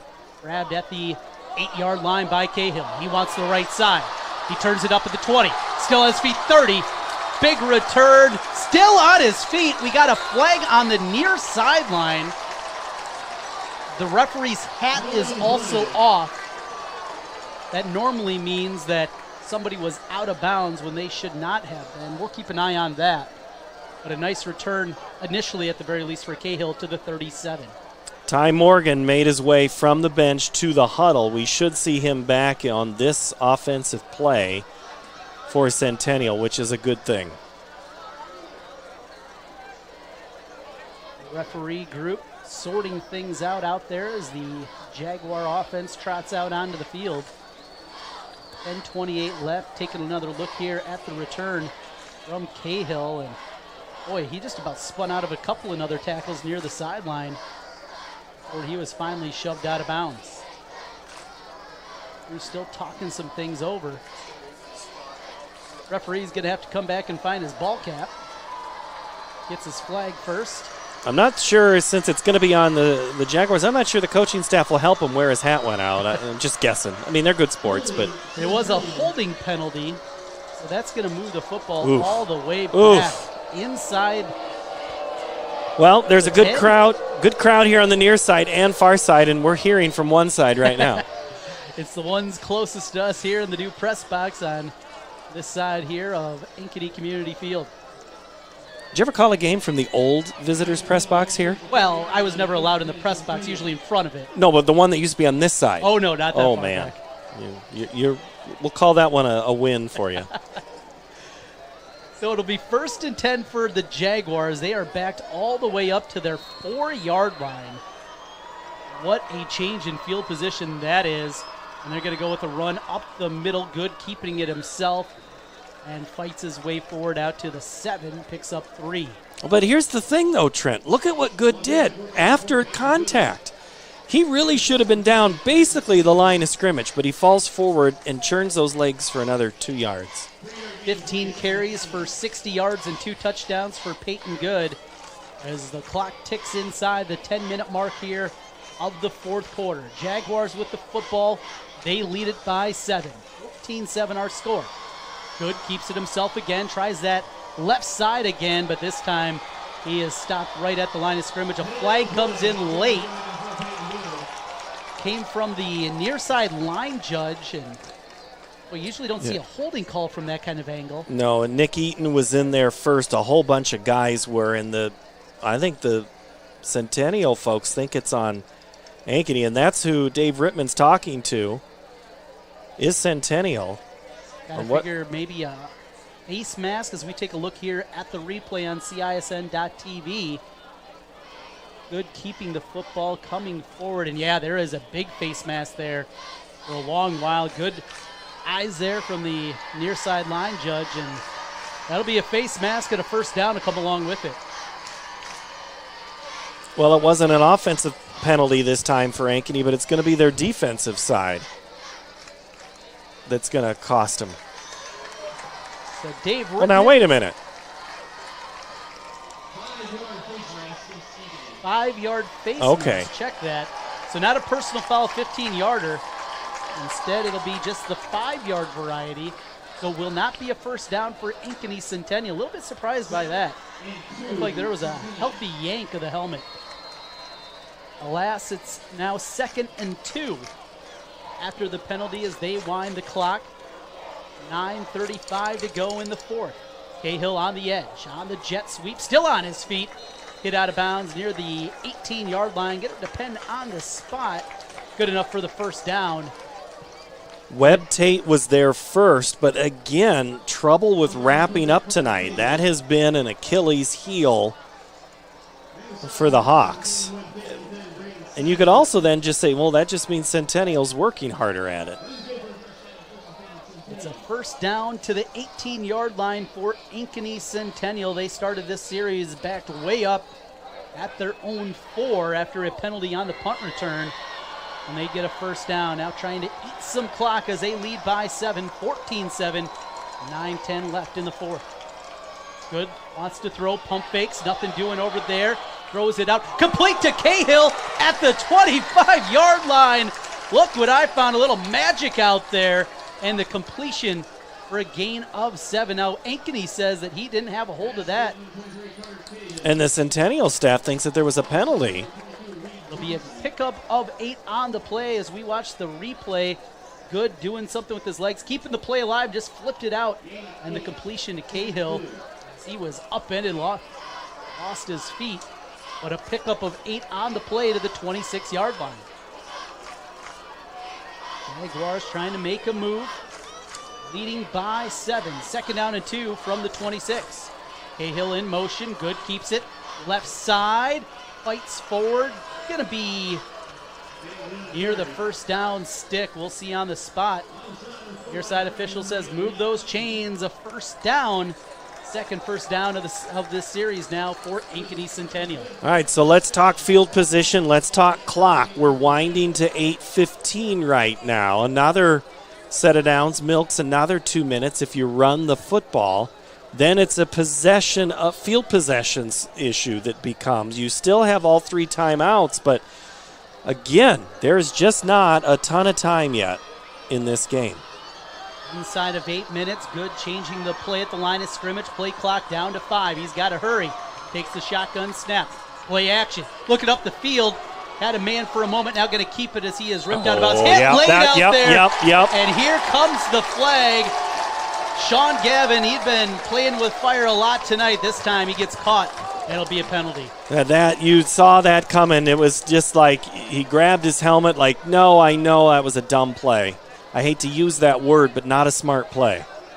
Another one of those, and we've seen so much. This game has been chippy. It's been a lot of jawing out there, a lot of talking, and that's what leads to that. It's fine if you're going to do that and just it ends with talking, but in football, that's usually not the case. It'll be a first down out to the 38-yard line. 3rd first down now this drive for Centennial, and another perfect drive with the 7-point lead for the Jags. They'll go back to the full house backfield. Wishbone look, working under center, Peyton Good.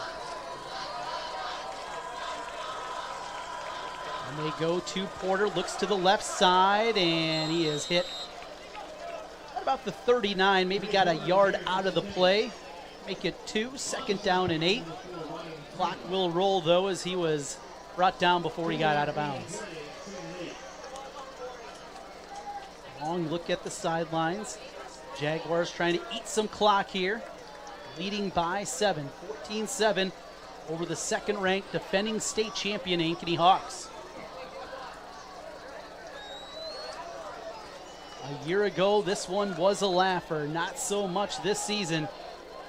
Jaguars have come to play tonight after a week 1 loss. Good with the handoff, looking to the middle. Pyle pushes forward for another 2. It'll be 3rd down and 6 now for the Jags offense. Riley Keller was right there, and that was one of those plays that kind of rolled up on him. He's kind of like looking like, oh, they're on my legs. But then they need a big offensive line push right here from Carr, Griffin, and Eisentrigger in the middle. 3rd down and a long 6. Short 7, we'll call it 6.5, and cut the difference. 6.5 minutes to play. Good from the gun before the snap, though. Timeout on the field. 6:26 to play. 3rd down and 7 when we come back. Jaguars with the football and a 7-point lead. Back with more in a moment at 96.9 The Bull and video streaming at CISN.TV.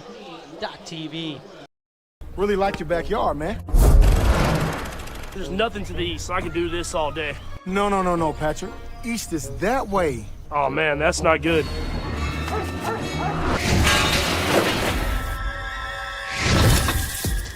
With Hy-Vee Aisles Online, it's easy to order online and pick up everything you or your neighbors might need. Sorry about your hot dogs. All right. It won't happen again. Okay. Hy-Vee Aisles Online, convenient pickup, and we deliver too. Welcome to Sonic. May I take your order? 1 banana pudding shake. Cutting the bananas right now. Someone got those Nilla wafers? Almost ready. 1 banana pudding shake. Order up. Yeager back with you here in Ankeny. 14-7 lead for the Jaguars over the Hawks in the Battle of Ankeny. Centennial with the football, the lead. 3rd and 6 from their own 42-yard line. Big spot here for Peyton Good and the offense. He's got a single receiver lined out to the right. Play action pass. Rolls out. He's got a man out there complete to the 45-yard line. Breaks the tackle. Gets the first down. Just had a guy sneak out of the backfield, and it was Jackson Weibel The tight end H-back snuck out and gets the first. Needed 6.5 and got 6 3/4. Yeah, and Sandvik tried that tackle, just couldn't keep him in check. That may have been one of the biggest first downs for Centennial in this game right there. And the 4th first down of this drive for Centennial. They started with the football back at their own 4-yard line. They have brought it out now to their own 48 on those 4 first downs. Halfway through the 4th quarter, they'll go wide to Cahill. Cahill cuts back, but he is going to lose a yard on the play. Swarming Hawk defense there, cuts him down for a loss of 1. Yeah, Nessa came in. So here's the problem with the Centennial offense if you're Ankeny. You can't really blitz or send extra heat like in a passing situation because you're running the ball so much. Centennial is not in a need-to-pass situation. So it's really hard to blitz and crash. That's about as best as you can do if you're Ankeny, what they just did on that last play. It'll be 2nd down and 11 for Ankeny Centennial from their own 47. 5:15, clock in, 5 left on the play clock. As Good takes the shotgun snap, he's going to hand it to Morgan, but before we got a whistle and we got a flag on the far side of the field. And Centennial can't take any more timeouts because they don't have any left. So no matter how much, they're going to have to take the penalties. Yeah, false start there. That would have been one of those where you'd have maybe tried to call a timeout, but used 2 in the 3rd quarter, 1 here just a moment ago before that 3rd down play. So they'll move him back another 5 yards. It'll be 2nd down and 16. 5 minutes and 7 seconds on the clock. They'll wind the clock here. I do wonder, though, if they're fine. Hey, we're going to give up the 5 yards, but let's make sure we eat 25 seconds off the play clock and the game clock with it, as we do roll inside of 5 minutes left. Good. Very deliberate coming to the line of scrimmage on 2nd and 16. He'll hand the ball. Big hole for Morgan. He's got a first down. It's going to depend on the spot. Going to be just shy from the far side official, but what a run there as they go up the gut. Ty Morgan picks up 15. Huge hole. All that over pursuit came exposed on that play. Seas parted and outside of one hand that tripped him up. A big gainer for Morgan. Now it's 3rd down and a yard. Good with 3 running backs behind him. He'll go to the right side and pick up the first down as Easton Miller gets the carry in the first.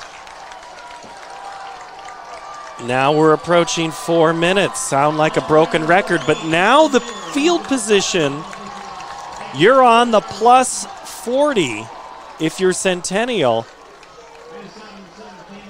You're not, even if you think about punching it, you're going to be inside the 5, but there is no quit in this offense for the Silver and Black. 5th first down of the drive, started at their 4-yard line, did Centennial. Now into Ankeny territory to the 40.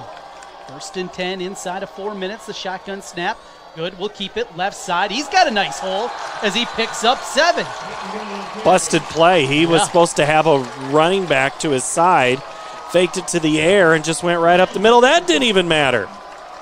Centennial's doing whatever they want on offense now, Trent. Credit to this offensive line, much maligned a week ago. Not a senior amongst them. 4 juniors and a sophomore in the starting lineup. Jones, Carr, Griffin, Eisentrigger, and Keller, though.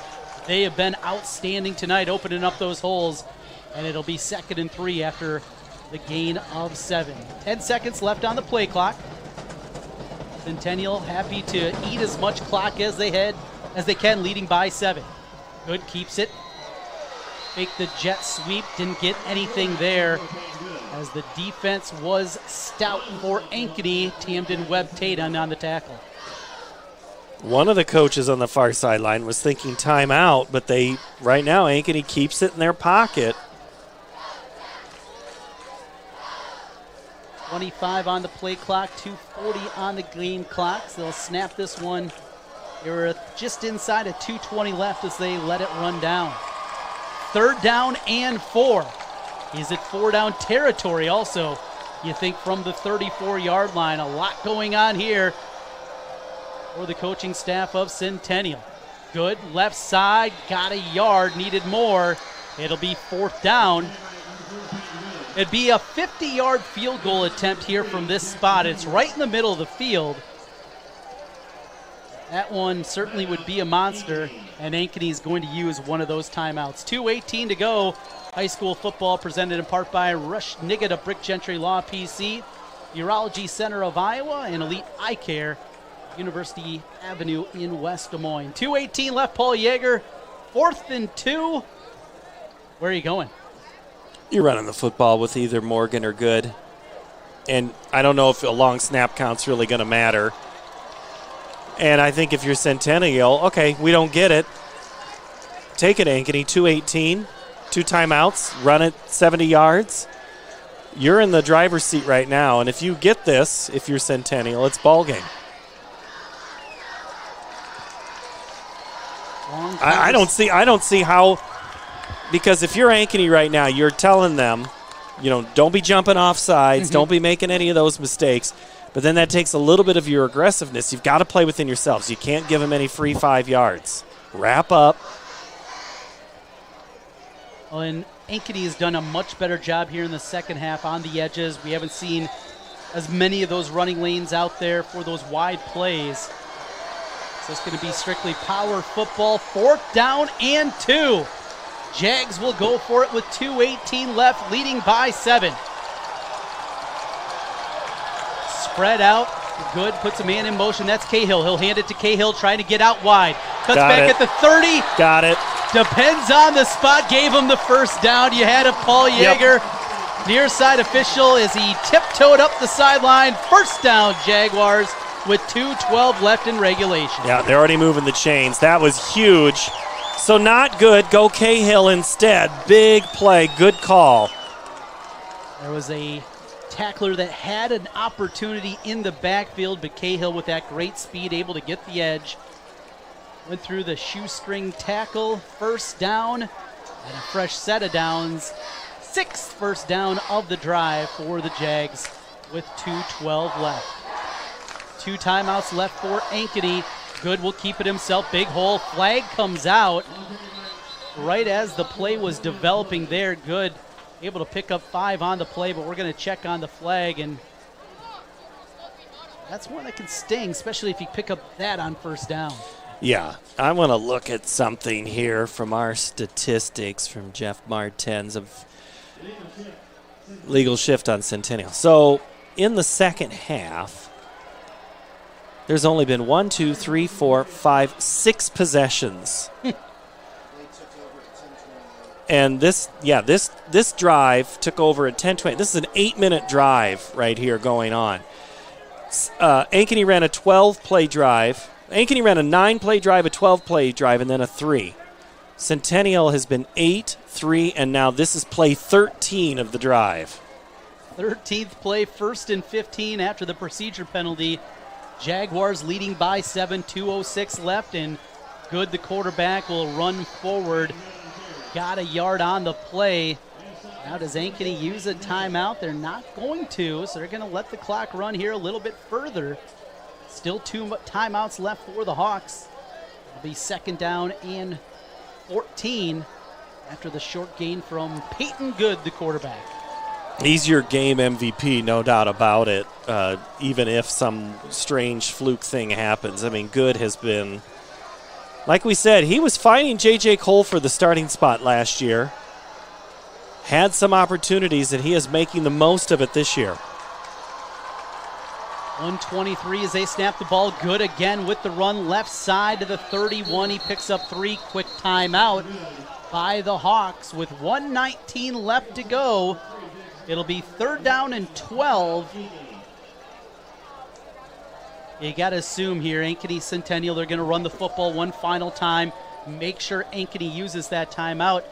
My question is, though, if it is 4th and long, I know it's not much field position, but even trying to pin them inside the 15-yard line, even with just a little corner coffin kick, and make them drive the length of the field with no timeouts left, that might be something I'm thinking about if I'm Centennial.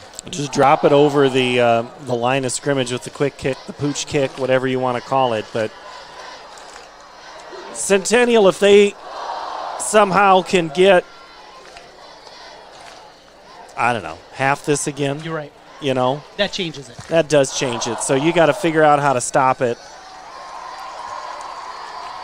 Cahill, he's been good on the edge of this one, but there's been times where Morgan up the middle has worked too. I mean, it's all worked at different times for Ankeny Centennial. That's why they lead at 14-7. Well, Ryan Pazzetti calling this game plan. You know, he is the guy that offense goes through him, and he's called a pretty good game. The plays have worked at the right time. Go back to that Shuddy reception back in the first half, kind of opened everything up. 1:19 left in regulation, 14-7 lead for Centennial. As they work on third down, second man through. That's Cahill, gets to the 25. But he got 6 yards, Trent. And that changes the complexion now. Now you're at the 25-yard line. It's 4th down and 7. Final timeout used by Ankeny with 1:15 left. The second-ranked Hawks are on the ropes. Now it's 4th down. You don't have to run the football, worry about timeouts. You're just looking for a first down to ice this game. Peyton Good out on the edge and give him that run-pass option? No, you don't. You certainly don't want to put the ball in the air. But you want Good. I mean, it's going to be one of three guys, Good, Morgan, or Cahill. Cahill got you the first down on the last big play that you needed. I don't see number 7. I don't see Porter going out there, but this is one of those chances. So they're asking for Morgan. Oh, I heard him say Bo instead of Mo. Okay. Talking with the offensive line out there, trying to set up the rape play call. Ankeny, the defense, trying to get their offense the ball back one final time and give them a chance to tie this football game up. 14-7. Ankeny Centennial trying to pull the shocker here tonight. They're going to try a field goal now as Wee is going to come in and attempt what will be a 42-yard field goal. Brooks Wee, 5'9", left-footed kicker, will attempt one from the left side of the formation. 4th down and 7 on the field goal attempt. Kick is on its way. Line drive, short, no good. And the Ankeny defense gets the stop. It was a long, sustained drive, but it ends in no points. It stays 14-7, and the Hawks will get the football back. They'll mark it at the 20-yard line. High school rule different. Ball goes into the end zone. Even on a field goal attempt, it goes to the 20. So it's like doing if you were trying to do the pooch punt or the coffin corner and it rolls back, you only flip 5 yards. That's a game. That's a yardage that you'll take at that moment. But you got 0 timeouts. You got to get the ball out of bounds. Not a lot of time to go to the guy that's gotten a lot of your yards, Colin Kadolf. J.J. Cole to throw. Looks out to the left side. Got McCullough. Hit at the 30-yard line. Is able to get out of bounds. And looks like he's got enough for the first down. Picked up 10 to the 30-yard line with 1:05 left. 6 seconds go off the clock. You can cover a lot of ground if you can run plays like that. Cole, 2 receivers left, 1 right. Hawks down by 7 with the football. Cole to throw again, another out route. That one popped in the air for a moment, incomplete. Dangerous on the sideline there, and the swarming Jaguar defense almost had one. Well, coming in and almost getting a free one was Jackson Wild. It's 2nd down and 10 after the incompletion. Ward up top. The main target is Ben McCullough for Cole. Cole steps up in the pocket, cuts back. He is hit down after a short gain. Clock will continue to run. That's a tough time for your first run of the season. That's the one you got to throw away. It'll be 3rd down and 6 now for Cole. Quickly to the line of scrimmage. Here comes the pass. Out to the flat. Kadolf hit out of bounds. He is going to be shy of the first down. It'll be 4th down and 2 for Ankeny from their own 38-yard line. They gave him an extra yard, make it the 39. 4th and 1, 35 seconds left. Ankeny trailing by 7. The second-ranked Hawks in trouble and maybe down to their final down. the Jags defense can hold.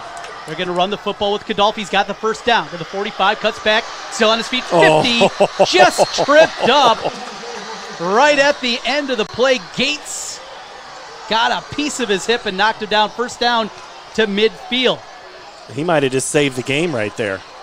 They wind the clock, snap, and a spike from J.J. Cole, 26 seconds left. Because here almost what happened with Kickoff, if he doesn't get touched right there, he can either run out of bounds when he gets pressure, or he might have kept running. That Gates tackle right there kept this game alive.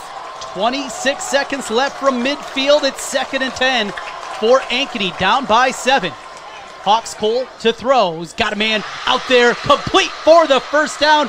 Picked up 12 as he found Derek Johnson, a 6'2 senior with the grab, his first of the night. 19 seconds left. They'll stop the clock as they set the chains with 19 seconds. Back ready again under center, and Cole will spike it, make it 2nd and 10, and 2 seconds tick off, down to 17 to play. Huge play by Jackson there. You're using the advantage of the clock stoppage just for a moment. Now you catch your breath. 3 chances to get it in the end zone here. From the 38-yard line of Centennial, Hawks with the ball down by 7. Cole to throw. Pressure comes, gets it away on the sideline. Great play, incomplete.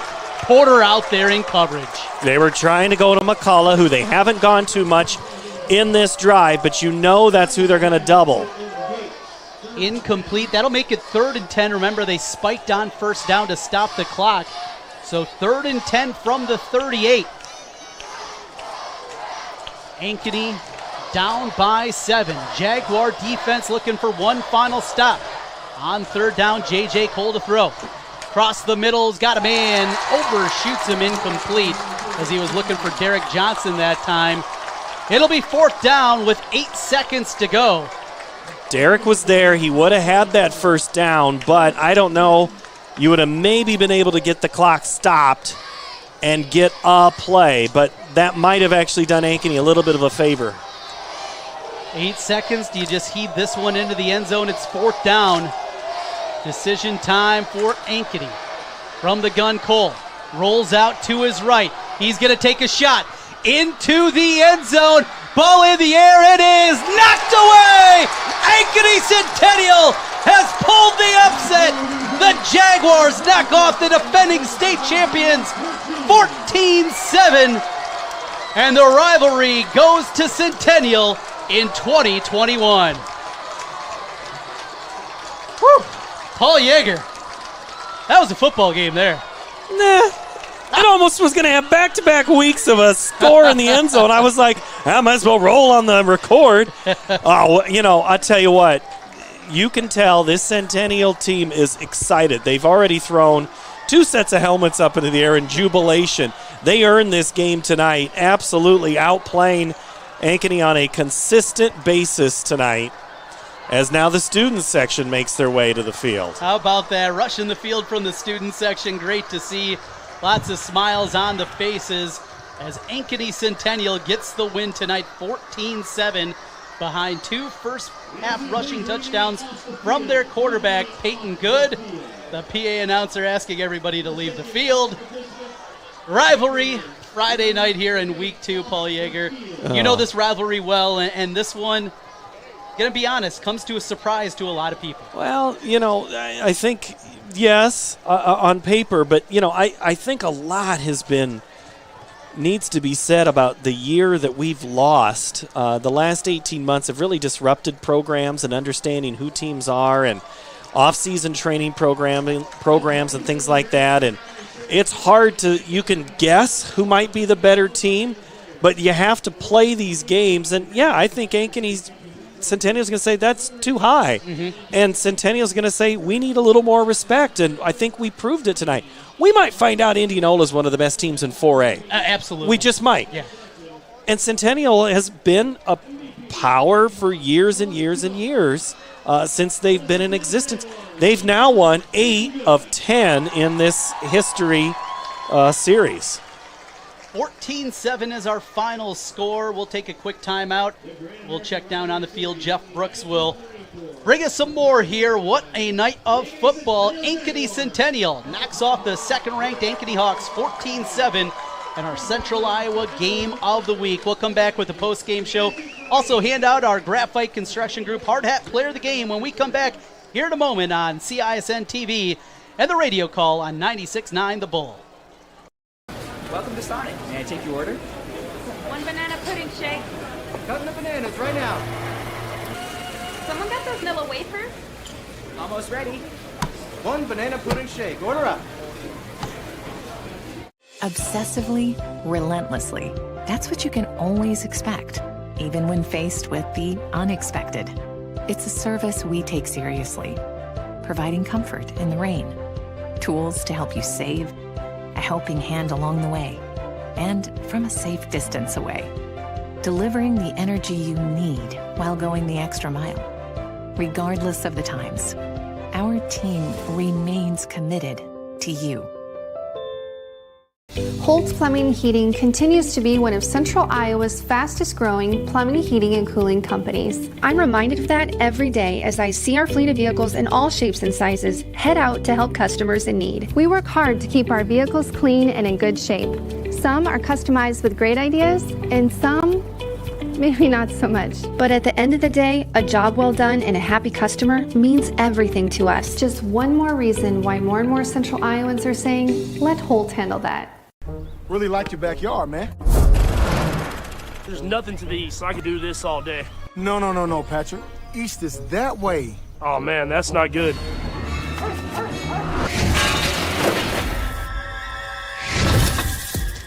With Hy-Vee aisles online, it's easy to order online and pick up everything you or your neighbors might need. Sorry about your hot dogs. All right. It won't happen again. Okay. Hy-Vee aisles online, convenient pickup, and we deliver too. Welcome to Sonic. May I take your order? One banana pudding shake. Cutting the bananas right now. Someone got those Nilla wafers? Almost ready. One banana pudding shake. Order up. Back with you one final time here in Ankeny as Centennial knocks off second-ranked Ankeny 14-7, the final score. It was dubbed the Great American Rivalry Game. Dowling and Valley played in this game a few years back, and a lot of pomp and circumstance that comes around with it. Paul Yeager, what a performance out of Centennial. The defense was stout throughout. They made it difficult on Ankeny here, and they get it done. And the offense wasn't much worse, and that's who our Jeff Brooks, I think I finally found. He is circling his way through. He has got Peyton good, and he's been great. Jeff Brooks, let's bring in. Except everybody wants to talk to him. Hey, yeah, I'm here with Peyton. Yeah, I had to drag him out. He's MVP of the game. He's got a nice shiny medal and a trophy he's holding here tonight. Peyton, hey, tell me about tonight's game. We talked about it all week. We got to be patient. Our offense, we got to run it. We got to control the clock, and that's what we did. So, yeah, we talked about that. Long drives, long sustaining drives. Was that the big key for this game, keeping Ankeny off the field and you guys keeping it? Yeah, they got an amazing offense, and it was all about controlling the ball, keeping the offense off the field. So going forward, you got a lot of good games coming up. What are you looking forward to most with the rest of the season? I'm looking forward to the development each and every week.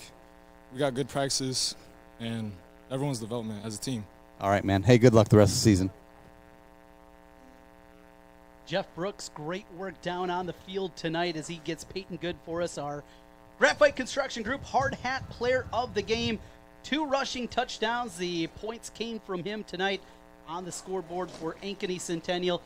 20 carries, 64 yards, and those 2 TDs. Also 5 of 8 through the air as he throws for 79 yards in the victory. And he was 3 for 3 throwing the football in the second half, too, including a couple of big, on that long sustained drive, couple of big throws. Well, I sound like a broken record, but when you can run the football as a quarterback, that's a whole different dimension. And that's one thing you could say about maybe J.J. Cole's game. He is not there to tuck and run or have that threat that Jace Bauer had last year. That changes how a defense can scheme at you. Let the other 10 beat you. We're going to put 11 on 10 then in that situation. But Peyton Good tonight, 20 carries, 64. But you had Porter, 7 carries, 31 yards. Cahill, 11 carries, 38 yards. Morgan, 9 carries, 40 yards.